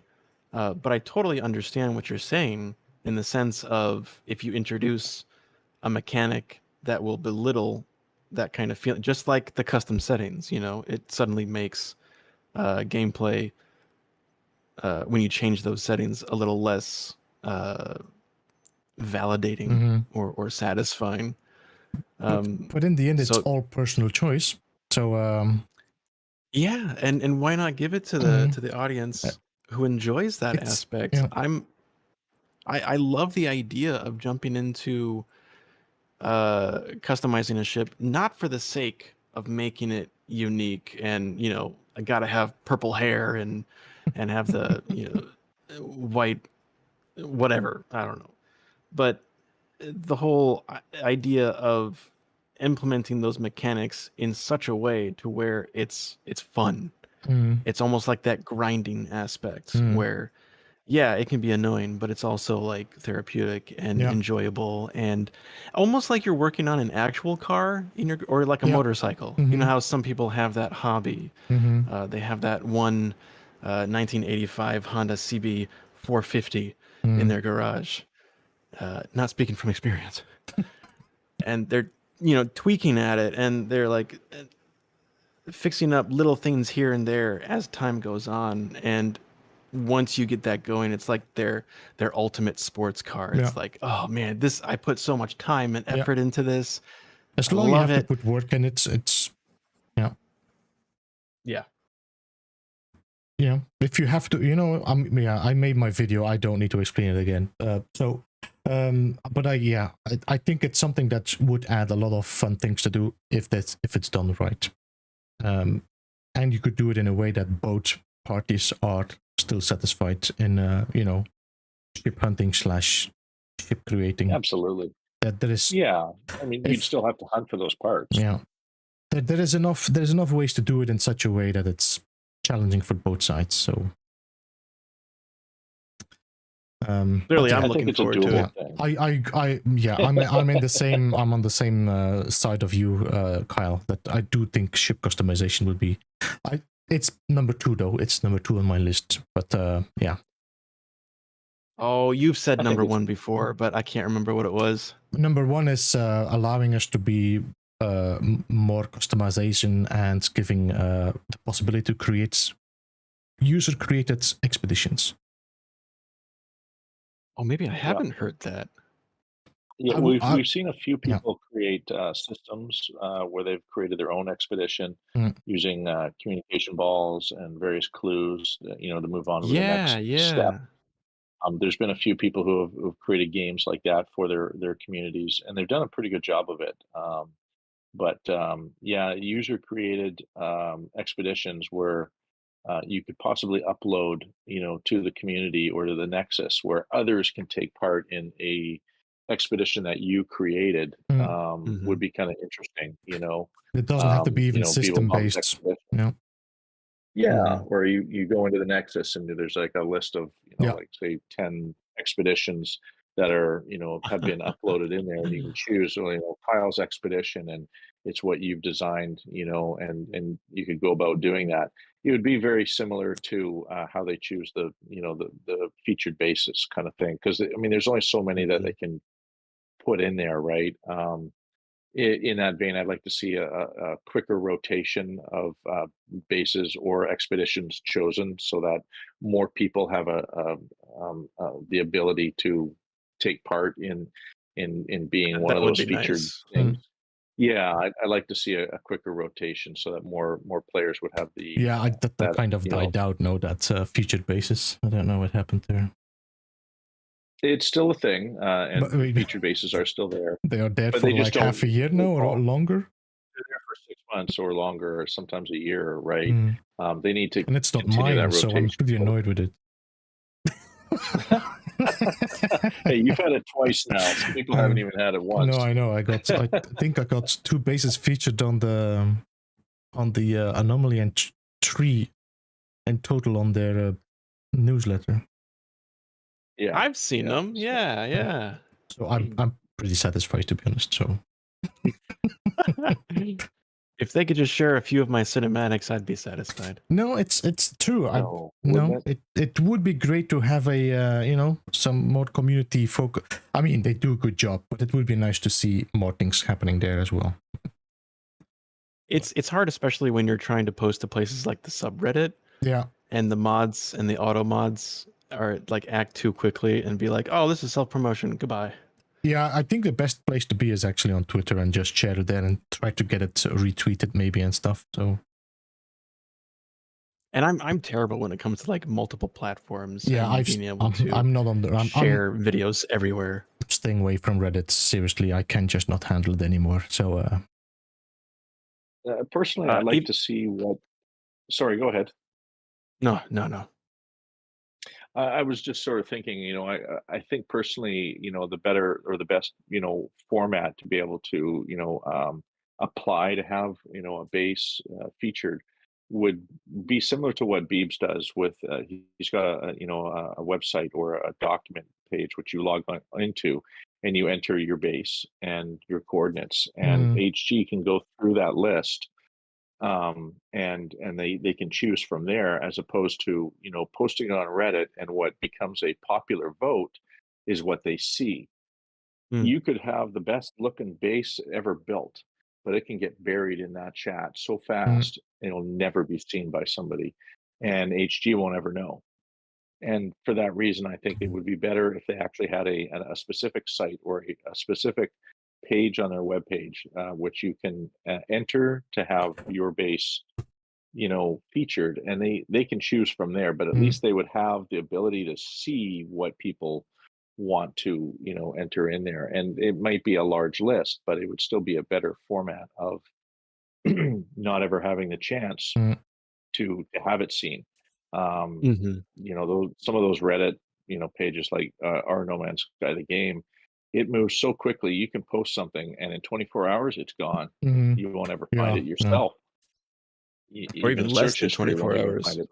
But oh yeah, within an hour it's gone. Yeah. That's something I said before. It's like No Man's Sky or Hello Games should have a community manager, for example. That would be a good way to have an intermediary between the community and. They need more than just one community manager, because there's definitely somebody who's like paying attention to some of the analytics and some of the conversation and the buzz that's going on. No pun intended, buzz. But they do need like a small team in order to facilitate the needs of the community. And that's me speaking from my own experience working with a community team on a AAA game. Yeah. They have a small team because they can have a small team. Hello Games, probably, I think their priorities might be closer to like what they're passionate about, which is the game. Yeah. Which is understandable. But yeah, I mean, I've been now and doing some other games where I'm so impressed with how the dev team or the person they appointed to interacts, and how you can share your ideas. Like, I think that would be nice. That's a good idea. We might put it forward to the devs. There's a soundboard between the devs and the players or the creators or whatever. And one way to, for example, get a quicker rotation between featured bases, for example, would be a community manager, because he's or they are more in touch with community. Yeah. There's a lot of ways you can approach that, regardless of what size your studio team is. But yeah, they definitely need, as far as like what we've been talking about. Yeah, They yeah, definitely need somebody to facilitate, be that middleman, yeah. help out, Depends a bit on filter what. all Yeah. of the words. Depends a bit on what the game is now going to, of course. But I have for the moment I'm feeling like this is a pretty definite feeling that No Man's Sky is running to a slow pace, where we might see an end for a while, like a pause or yeah. There are so many platforms now. Their audience is worldwide. It's in every imaginable market you can think of. You would think they'd have something in place. Yeah, but it's this is just the amount of work they have now to make all these updates working on all the platforms. It's insane. And I think it's like Endgame, you know, we're gonna release it on all platforms because these are the last 5 updates we're gonna do, and then we don't have all that work anymore. That's the feeling I have.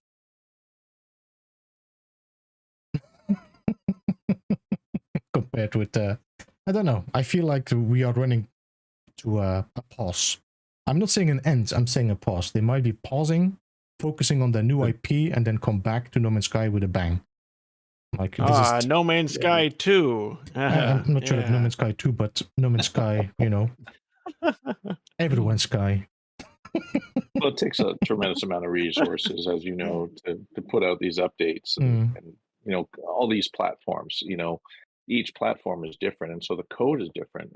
It's a tremendous amount of work, and they have to pay their employees. You know, they keep putting out these free updates. At some point, how do you generate revenue to pay your employees to put out these updates on all these platforms?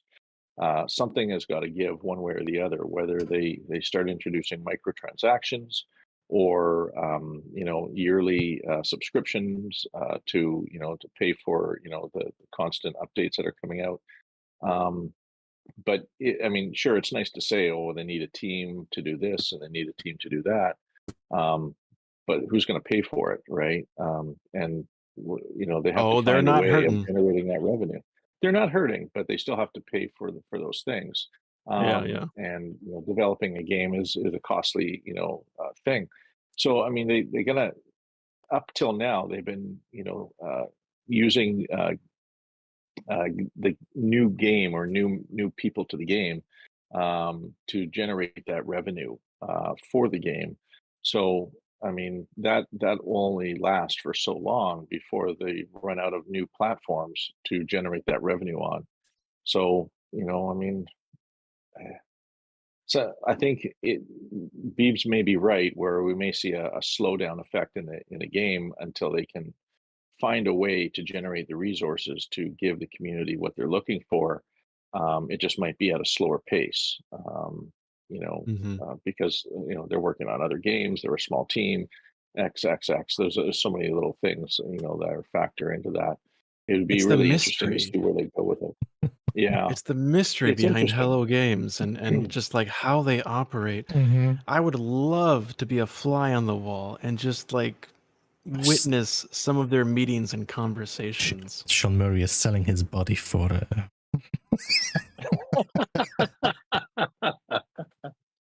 Oh goodness, where's this interview gone? I'm your private dancer. Oh dear. Going downhill fast here. Well, you know, since the internet historian did that video, it's that's been on my mind.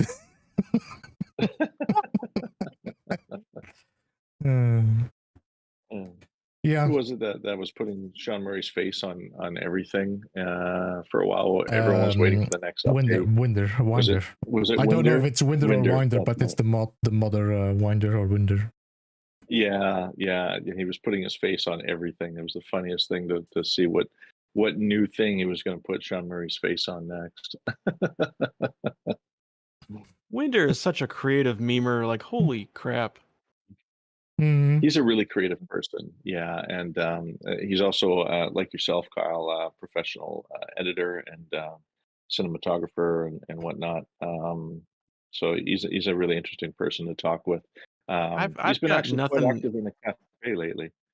Oh, yeah? Yeah.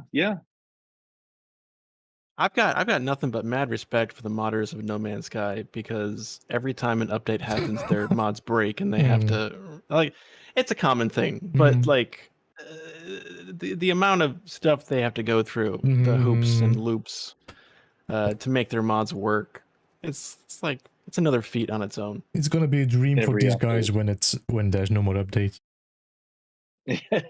Yeah, because every update they have to rewrite all their code again just to make it work. They're great though. They there's like maybe 2 or 3 of them who have helped me with some mods for the photo mode to help me kind of make the most out of it, which is what came of Generations, the nature documentary. Yeah. I used a couple of mods on that one just so that I can capture some of those shots. And nowadays, I mean, so many changes have happened where those mods they're not being kept up and they're all broken. Yeah. And I'm having to find other ways to get those particular shots. That creative problem solving that I absolutely love. Yeah. No, and there's quite a lot of, there's a complete Discord with modders now there. I think it's, I don't know what the name is, but they have like a whole Discord where they are sharing mods and talking about it and constantly updating. Yeah, there's a Discord for it. I think there's this one guy that constantly has to recompile everything after every update so every modder can work again on it. Yeah. The amount of work that goes in. I mean, I think a lot of people don't realize the work that goes in.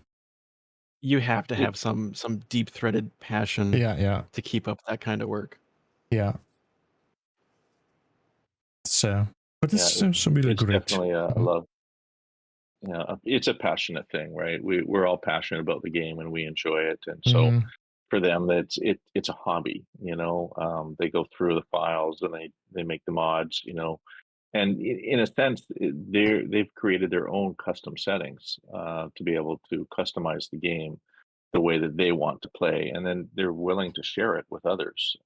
And that's again another facet of the community, which is really amazing. Is these mods they're willing to share their modded services for the game, like ships or building parts, or I remember back in the day Rayrod had gigantic everything, where you land on a planet and the trees were like 100 tall and they had giant animals and everything. There's a whole bunch of different mods that you can apply to your game now. It's more than just a save editor. What is that, goat fungus, I think? That you can put in there. There's so much more to it, and these guys are very passionate about what they do. It's a hobby for them. They love doing it.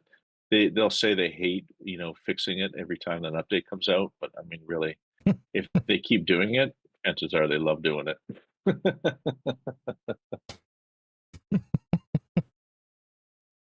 Yeah, indeed. So, is there anything we didn't talk about yet, Kyle, that you want to share for sure? Oh no. I mean, I came into this a little blind. I knew we were going to talk about the cinematics, but like nothing beyond that. So this has been great. Well, I think we're running to an end of the show today. What's that? Talk about poster. I don't know. Posters? Talk about poster. Don't know. Oh, are we talking about the poster, the movie? Is that your movie posters you're posting on Twitter? It was a joke, but I put too much effort into these things. It's a poster kind of making fun of the layout, the traditional layout of a like an action movie poster, with these busts and people standing and gazing off in the distance, all serious and stoic. Very cinematic. You made a trilogy now. Trilogy of posters. I saw a few sequels. You're like, okay. I got more to show on that, but that's not until later because Did you make a the movie? print shop is. Oh my gosh! If only, like, it would just be a trailer for the movie, if that. So, yeah, that was funny. Before we end, and before I shout you out once more time, DG, I know you have one question left for sure. I do. I do. I always have one question left. Kyle, is if you were to see Sean Murray on the street just walking randomly down there, what would you say to him?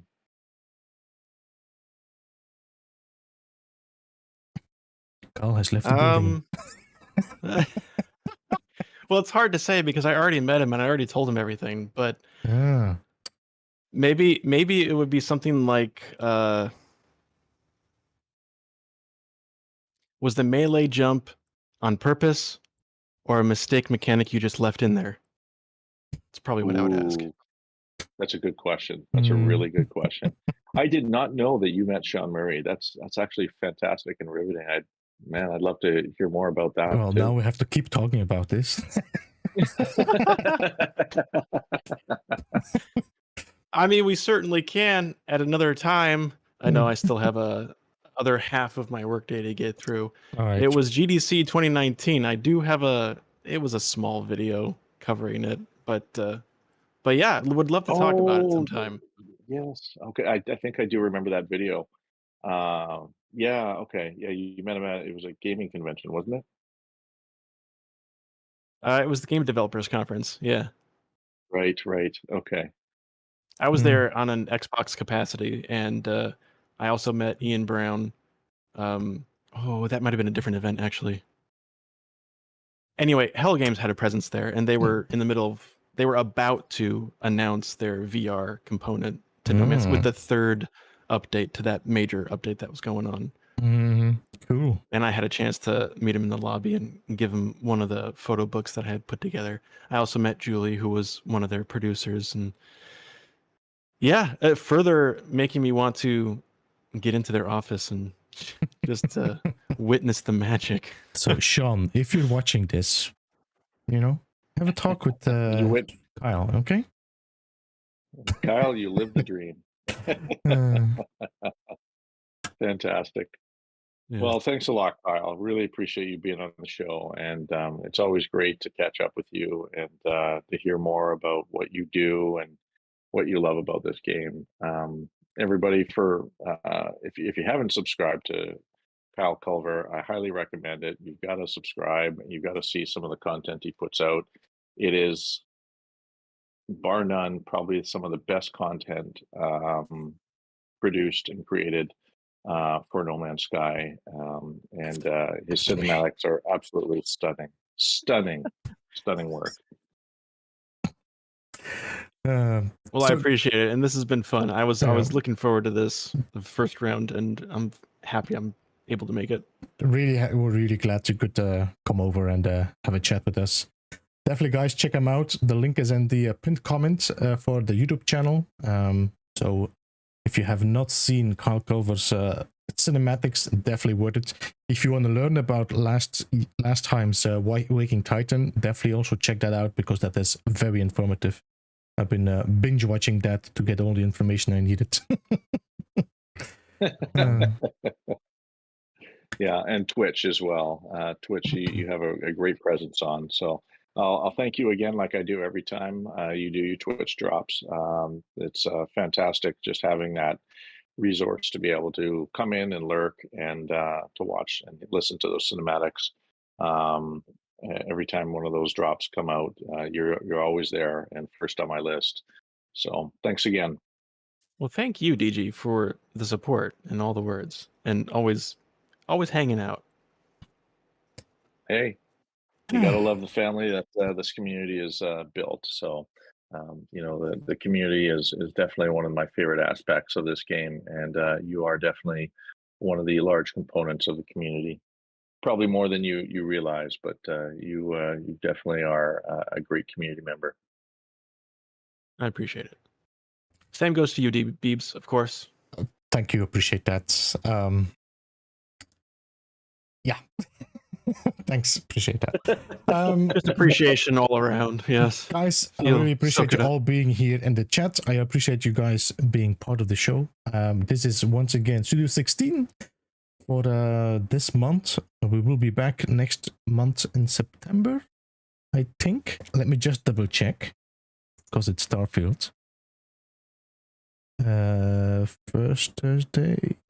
Yeah, that's gonna work. Most likely we will have a Studio 16 with another guest if he shows up.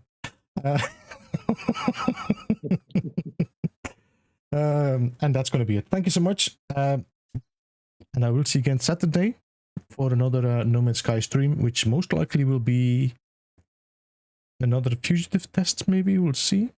Or something else. We'll see. Now it's time for that classic Beeblebum song. Yes. Bum, bum, bum. Yes. Thanks again, everybody, for watching. Have a good one. Appreciate you all being here. Ciao. Take care, everyone.